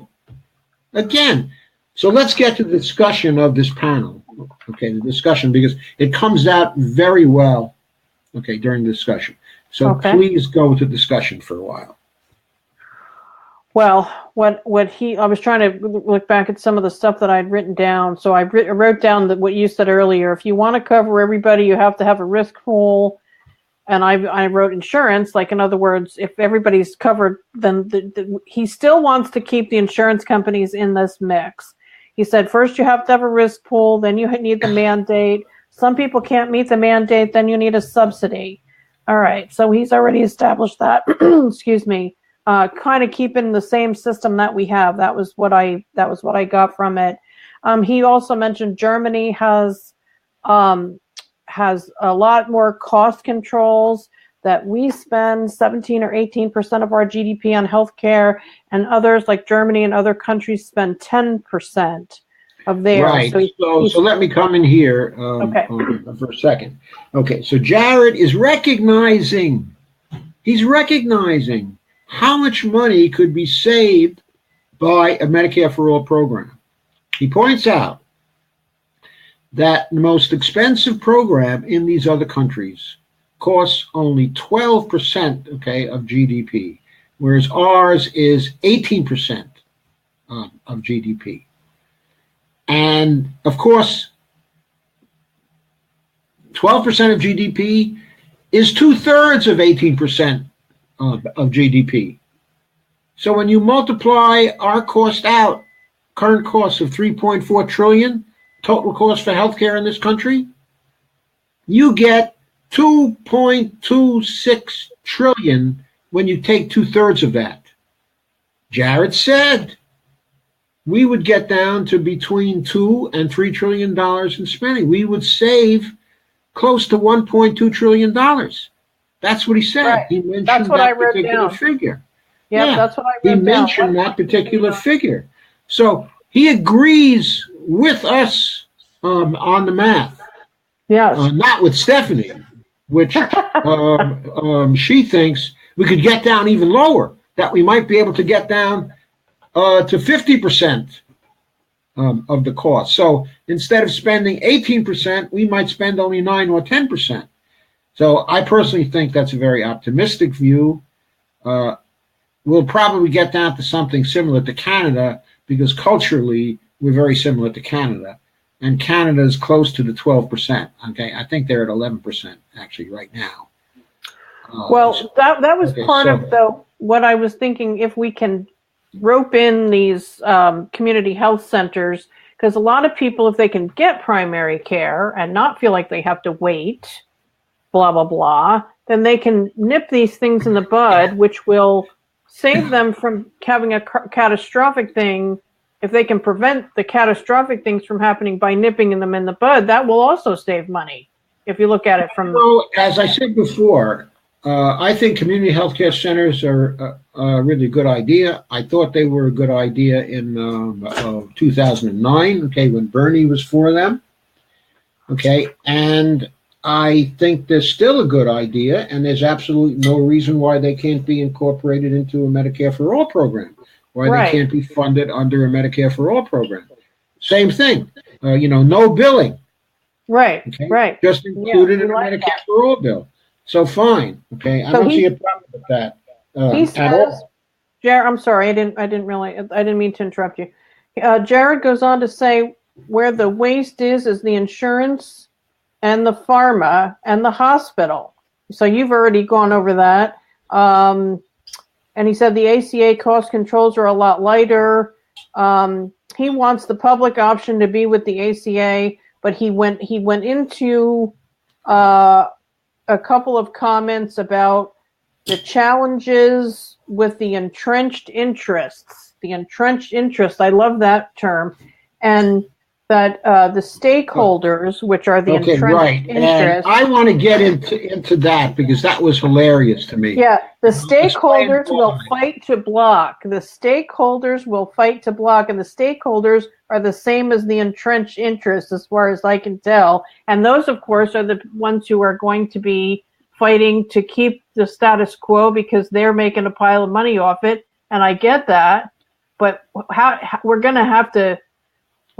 So I don't know. I don't like his continued incrementalism. I think people are dying every day and suffering needlessly without health care. You know what I'm saying? It's like, I think we need to get this done as fast as possible. And I do. I mean, I don't think anyone can say, oh, sure, we're just going to be able to walk in and get this done. I don't think it's that simple. But, I think he was way too concerned about these entrenched interests. their well-being. But let me approach this in a little more systematic way. Okay. First, what I want to do is to talk about the discussion, that occurred, okay, among the three panelists. Oh, okay. With Jared. Okay. First of all, Jared's proposal was to include people over 55 in the Medicare program. Yep. Okay. He didn't want to do that. And he wanted to have a public option added to the ACA. Okay. And that was his plan. He did find what Carolyn said to be very attractive. And he thought that, maybe we'd be able to include, the community healthcare centers into the Affordable Care Act with the over 55. And, then he turned around to RJ and he asked RJ if RJ didn't think that would be, really pretty great. Okay. And RJ said, if you could get over 55 into a program similar to HR 676, okay, and you could have a public option, and you could also have the community healthcare system. That's something I'd go for. Okay, so all of a sudden he seemed to be endorsing some kind of compromise plan rather than sticking with the Medicare for All bill, which he previously said was the only feasible plan. Now, I'm not accusing him of a contradiction because he too was envisioning a transition of some sort, and he might consider that Jared's proposal to sort of integrate all of these things was a worthwhile transition proposal. He might have had that in mind because he is, when you talk to him in private, very strongly supportive of a straightforward single payer plan. So maybe that's what he meant. But I still thought it was interesting that he was backing off, okay, and Carolyn was kind of also coming together with what Jared was saying also, and thinking, well, maybe the idea of a synthesis of this all was a good way to go. And it looked like, maybe the panelists were coming to a pleasing sort of synthesis, about everything. Okay, but now getting to the issue of the vested interests, okay, the established interests, what really broke me up about that was Jared's reference to the idea, okay, of path dependence.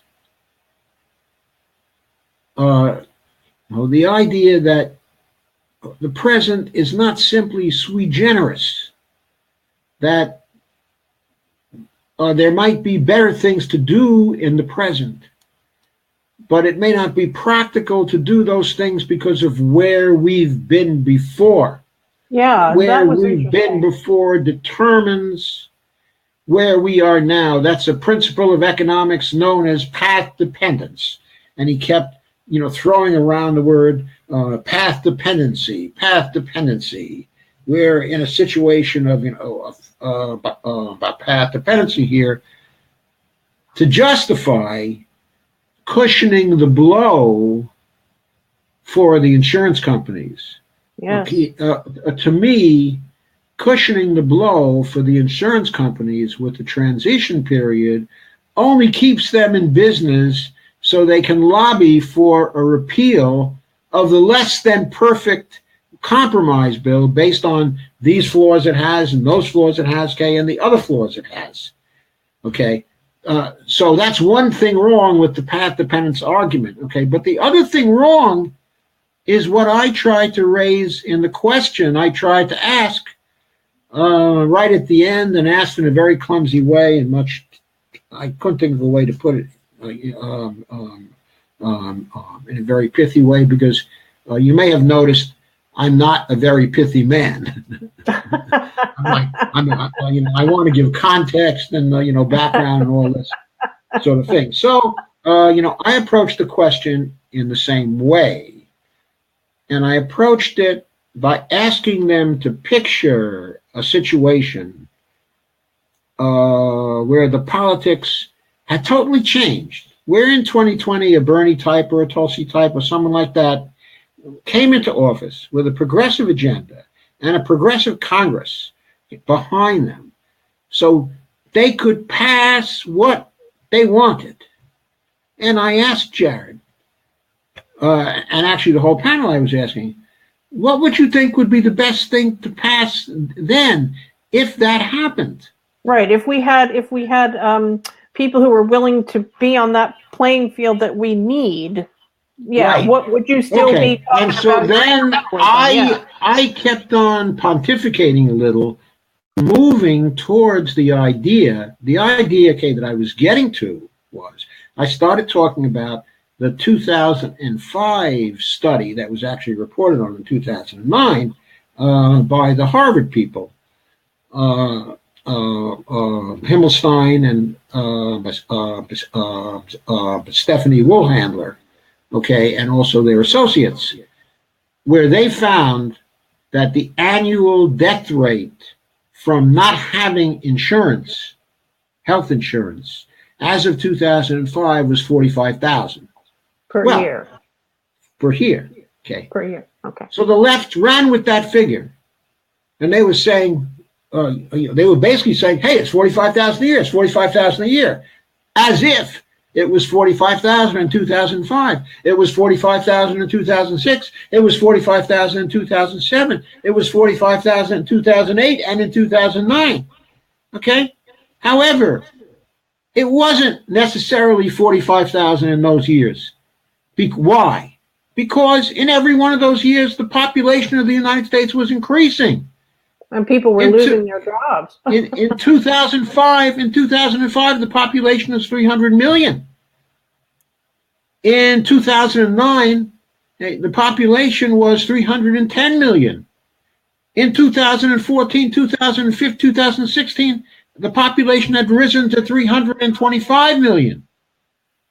Okay? So all through this time, what exactly has happened? Well, there were dips in coverage, more uninsured people. With the Great Recession of 2008, 2009, 2010, 2011, the economy didn't begin to come back and people didn't begin to start getting their insurance again until 2012, 2013, 2014. So the point is, more than 45,000 were dying because of the change in the economy and the population growth in every year after 2005. So in my question, I didn't get to explain all this to them. I'm explaining it here. They cut you off. They cut me off when I mentioned the butcher's bill. Exactly. They didn't want to talk about the butcher's bill. Now, how is this related to path dependence? Because the butcher's bill since 2005 is somewhere between 600 and 700,000 fatalities that could have been avoided if we had passed the Medicare for All program in 2005.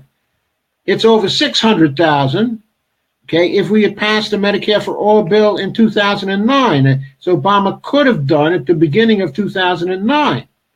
It would rise even higher if Trump has his way somewhere along the line, okay, very much higher.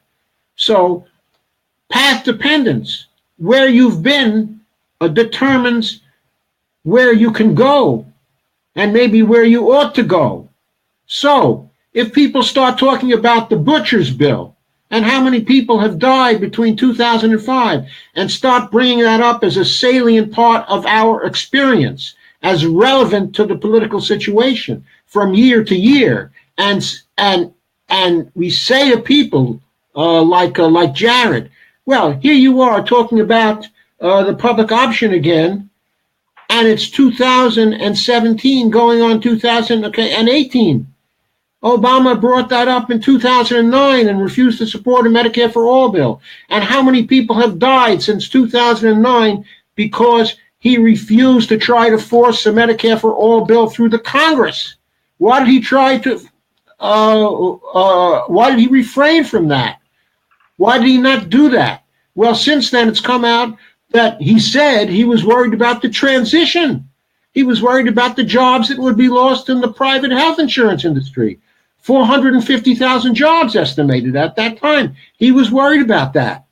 And so what did he do? He fooled around and he passed a program that has since allowed 500, 600,000 people to die because he passed the wrong bill in order to avoid 450,000 people losing their jobs, when the estimates at the time were that such a bill would have created 2.5 million net jobs after the loss of the 450,000. That was a crime. Yes. It should be recognized as a crime. And if it were recognized as a crime, then where does path dependence go? I mean, we just killed needlessly 500,000 to 600,000 people because that man would not pass the proper program in 2009 when he had the power to do so. I can outline a path for you then where he could have done that. So he cost those lives, and that's where we've been, and that's what ought to determine where we're going. Where we're going, we shouldn't be making that mistake with the insurance companies again. We should be passing HR 676 or something like that. We should be cutting them off at the knees in a single year, cut off their flow of money so they don't have any political power to fight us in this respect. Pass it immediately upon getting into office. Don't even talk about it. The first month, HR 676 gets passed. It gets implemented as fast as we can, within 6 months, so people start seeing the benefits when they start going to the doctors. By the end of the first year, the Progressive Congress, full of heroes. Insurance companies can't do a goddamn thing anymore. They're dead. They're as dead as a doornail. That's the way you go about it. That's the way you do it. You cut them off at the knees. And if they try to get up on their arms, you cut off their arms. No more insurance companies. That's it. Snuff out the kid. Snuff the kid. And your point is so well taken, because we've had enough of this. Well, the point is, when you talk about the path dependency, that relates to how you see the path, how you conceptualize the path. If you refuse to talk about the fatalities, of course you're going to be worried about the transition period for the insurance companies. Right. Of course you're going to feel sorry for the poor insurance companies and their poor executives. And their lobbyists. I think he even mentioned the lobbyists. And their lobbyists. Well, guess what, lobbyists? One of your favorite phrases applies here. Politics ain't beanbag.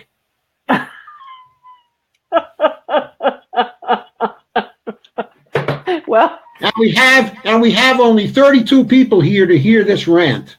I know, but I'm sure there's a bunch of them going to play it back. I hope so anyway. But I wanted to know from you, because you have been to this particular this symposium before, and you had said, first of all, I wanted to, for those of you who would like to maybe attend the thing next year, because it is free, and they apparently do it every year. I'm going to hold this up. Hopefully everybody will be able to see it. No, it's backwards, isn't it? Okay. Well. Oh, no, it does say Economists for Peace and Security. Okay. Okay, so it can be read. Let me take myself out of the picture. This is where we were. And give you the full screen. Oh, that doesn't give you the full screen yet. So let me take myself out of. Okay, well, now I'm not sure that anybody can hear you. This is where we were.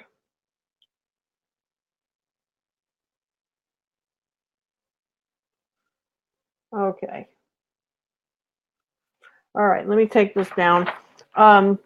Can you still hear me? Because I'm not sure I can hear you. Uh-oh. I can't hear you.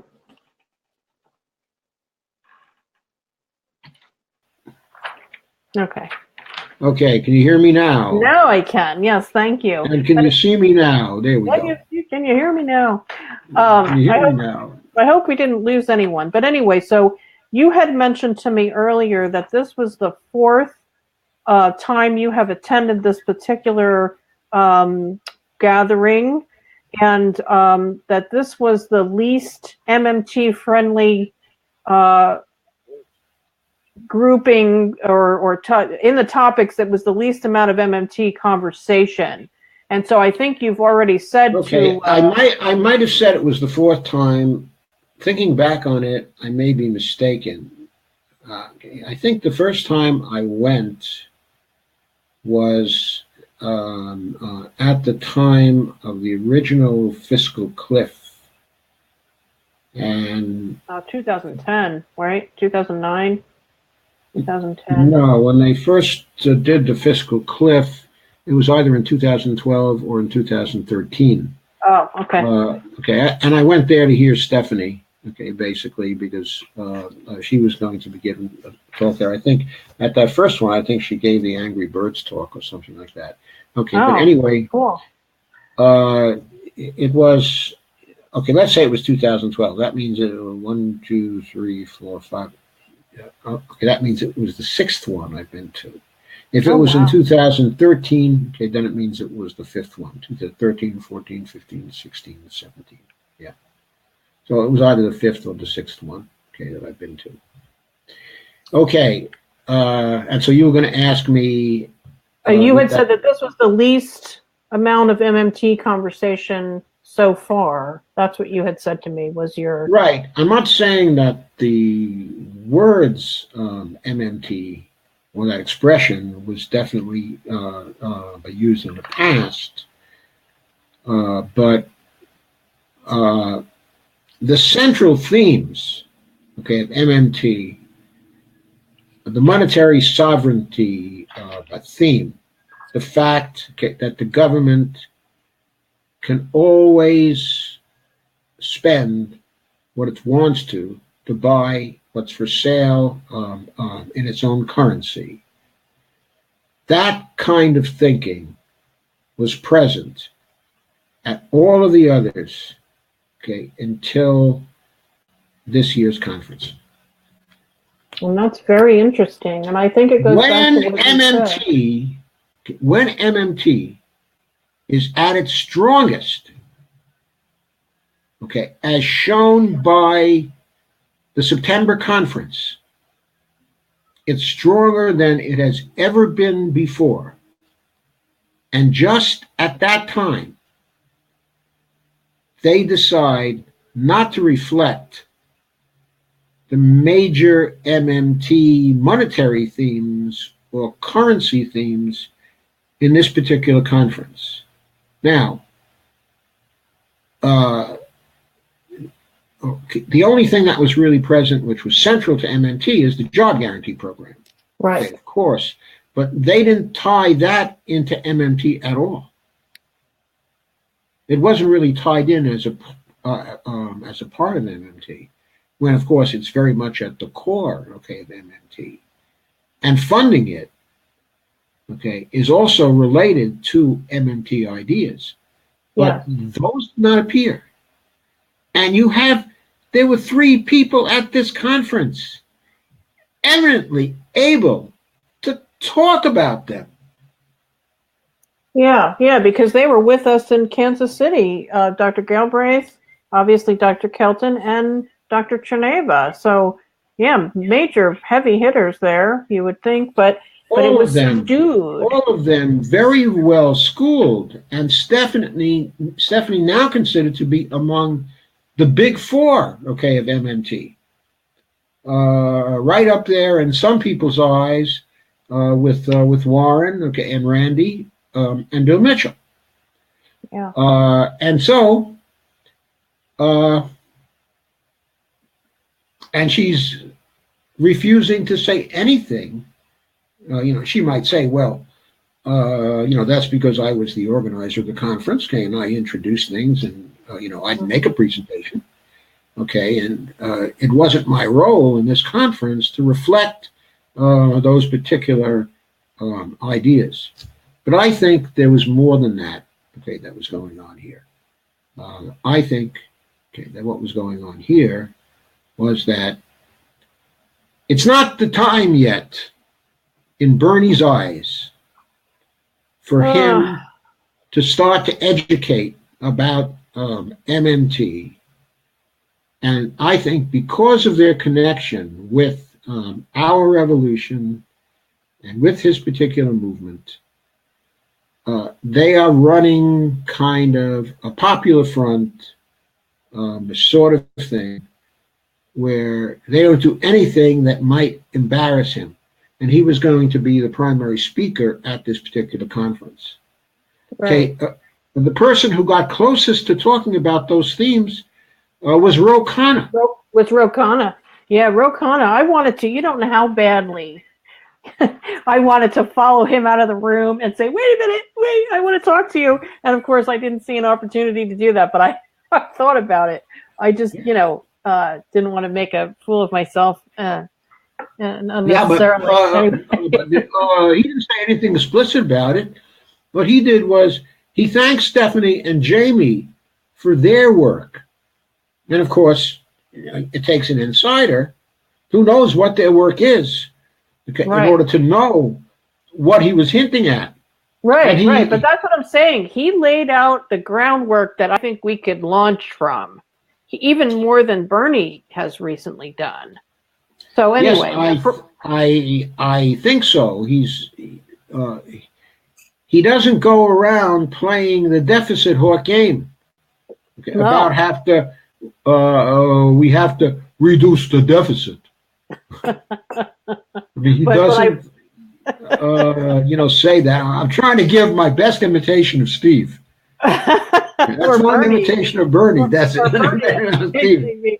But I was going to say, Dr. Stephanie Kelton, though, to her credit, although I think she's trying to, as you say, be mindful of the situation politically, her tweets recently have been rather bold. I don't know if you picked up on any of that, but she's put out a few bold tweets. Yeah. I mean, I don't think she's changed her tune when it comes to her tweets, or when it comes to the places where she's expressing herself as a professional. I'm saying something specific. I'm saying that at this conference, the featured speaker was going to be Bernie Sanders. Yes. And she did not want to have a conference that was going to give the enemies of Bernie Sanders ammunition involving tying him into irresponsible fiscal ideas. Right. Concerning I hate that term, but yeah. How to pay. Well, I love the term, okay, because I advocate for real fiscal responsibility, which means exactly the opposite of what they mean. Well, that's what I'm saying, though. The way they mean it, I just want to, run screaming from the room. But yes, what's responsible? That's the question. But I don't want to run screaming from the room. What I want to do is wave it in their faces and tell them how irresponsible they are. How ridiculous they are. I wanted to ask you, because Melanie brought this up at dinner, and there was another gentleman that you and I chatted with a little bit on Twitter, which I don't recall the person's name, so I apologize if you're listening. But that person said that the HR 676 is actually an old moldy thing, that we really need something better.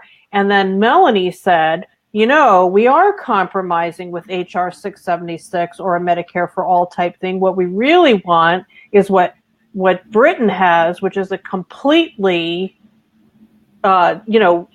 taken over by the government thing. And so I'm just wondering, I mean, we're kind of running out of time here, but I'm wondering if you can just give a few bold points about what the difference would be if we actually had the system similar to what several countries in Europe have versus the HR 676 or the Bernie Sanders bill for some sort of Medicare for all.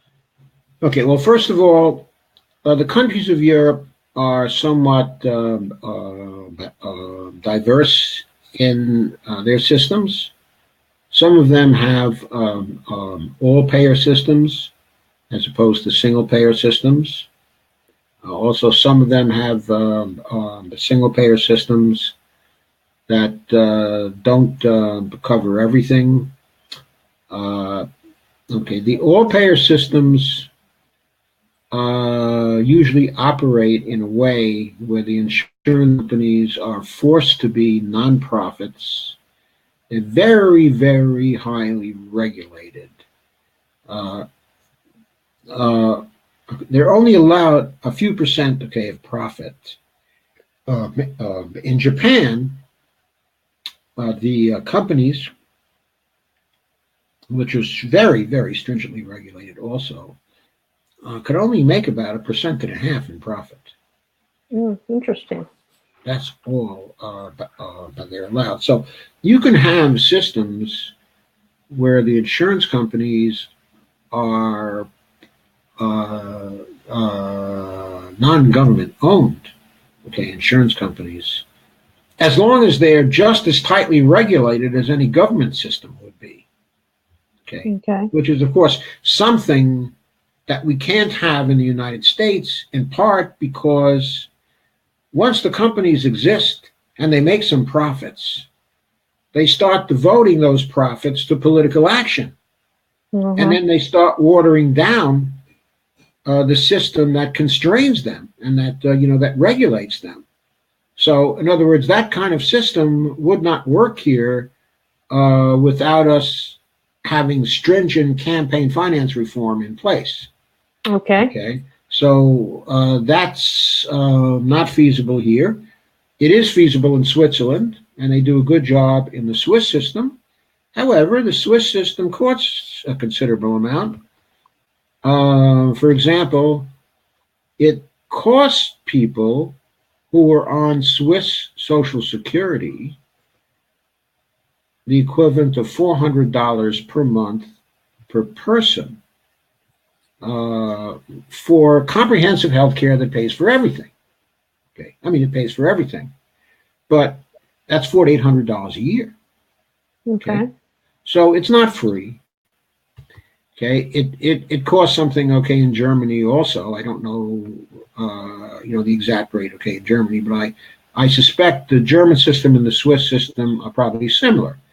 There are private companies. They're very, very, very tightly regulated, and they are not allowed to place their profits before the public health. Okay, in France, they have kind of a hybrid system where I think all the funding does come back to the government in some way, but okay, it's very complicated. It's also very comprehensive, and it is highly regulated. I can't remember whether any system in Europe is now equivalent to the British system. That's the National Health Service. Over the years, they've developed some relatively small co-pays, like, for example, in the pharmaceutical area, to get a drug that might cost hundreds of dollars here, there would still be a copay there. It might be $10 or something like that by equivalent. So there would be in the British system some small copays. Most of the services are free, but they've been watering down the British system now for some years due to economy needs, supposedly, for a nation that is a monetary sovereign. Oh, yeah, Ellis insists on treating itself like it's still on the gold standard. Yeah, Ellis has gone into some writings about that, and he said that they have a lot of nerve claiming that their system isn't that great when they keep reducing the funding over nonsense when there's no shortage of British pounds as there are no shortage of US dollars. So yeah, I remember it's been a while since he wrote that, but I remember that. So Right. So the point is the British system is no longer an ideal system, and you have to consider also the degree of satisfaction of the public with the various systems. I don't know that the level of satisfaction with the British system is as high as it used to be.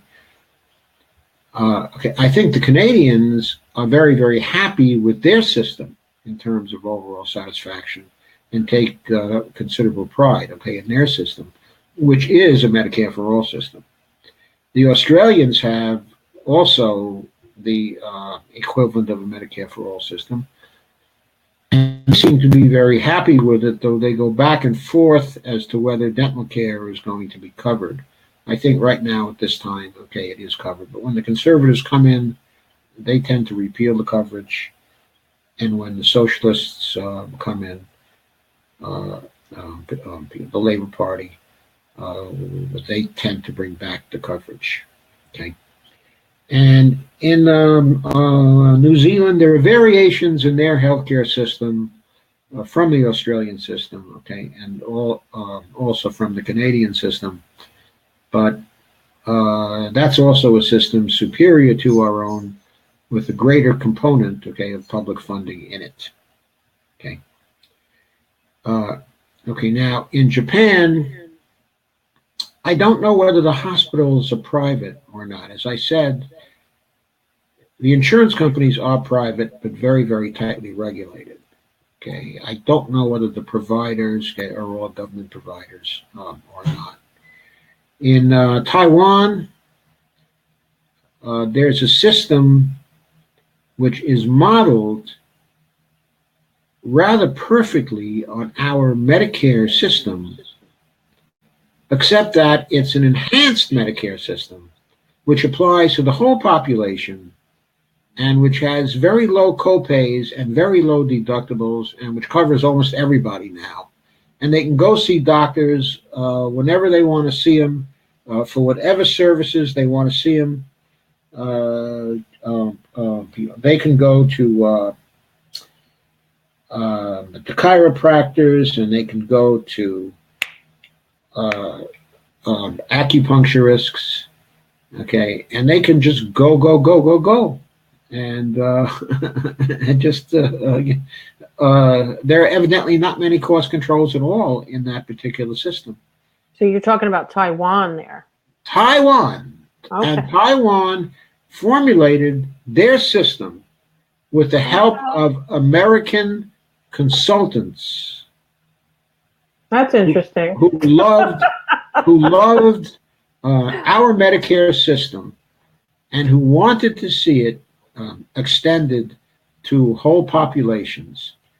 And they took the opportunity to help the Taiwanese to do that.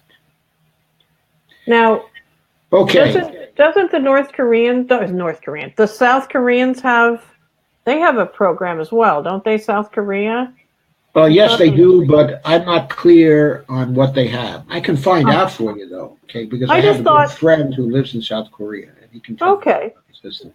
Yeah, I just figured if we're going to talk about it, we don't have to do it right this minute, but I just, like, what is the best thing that we can shoot for? Maybe it's not HR 676, like maybe it's something else. Maybe it's something Taiwan-esque. I don't know. I'm not sure. HR 676 is Taiwan-esque and beyond. Okay. So HR 676 is this better version, okay, of Medicare for all. It covers dental,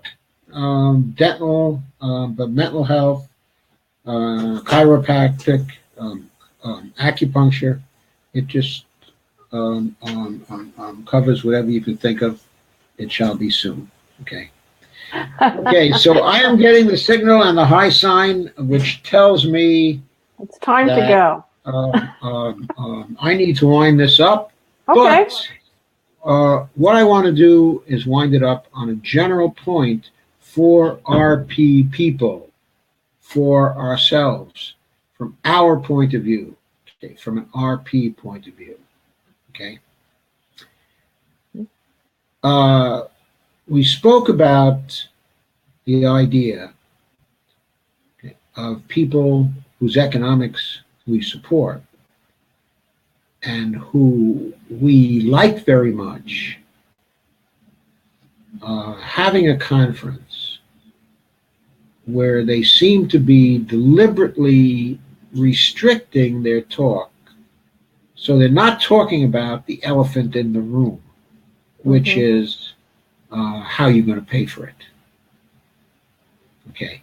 And where they're not talking about fatalities from the healthcare decisions that we have made before.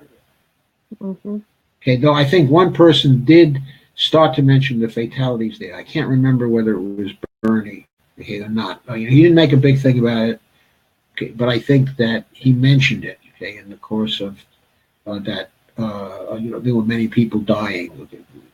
Okay, I'm not sure exactly what the person actually said. Okay, it could have been Richard Eskow also, who recognizes that the fatalities are a problem. Okay, but in general, nobody would talk very much about that. Okay, so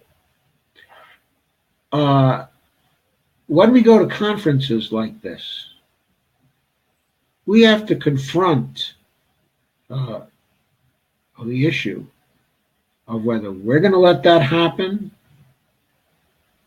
or whether we're going to raise these issues at those conferences. Now, for this conference, we got some word at the start that this was not an MMT conference, with a broad hint that we would not to bring up MMT issues at this conference.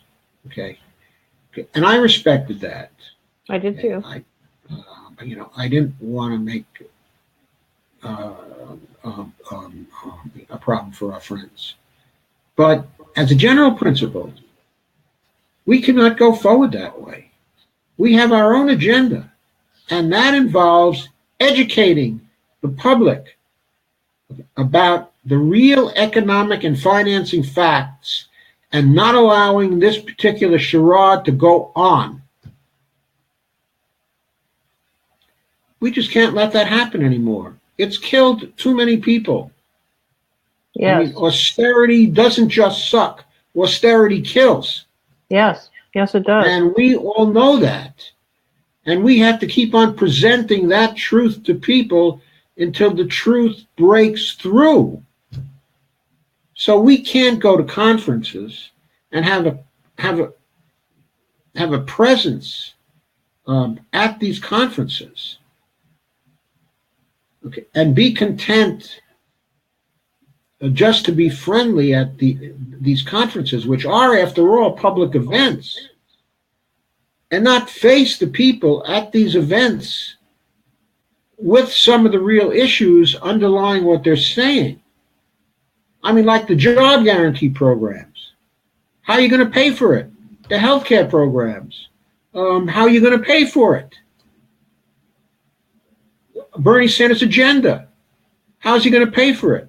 Ro Khanna's agenda. How's he going to pay for it? Now, we're not going to give the same answers that the Petersonians, okay, are going to give. No. We're going to give the right answers. But we have to raise the same questions to get the truth out.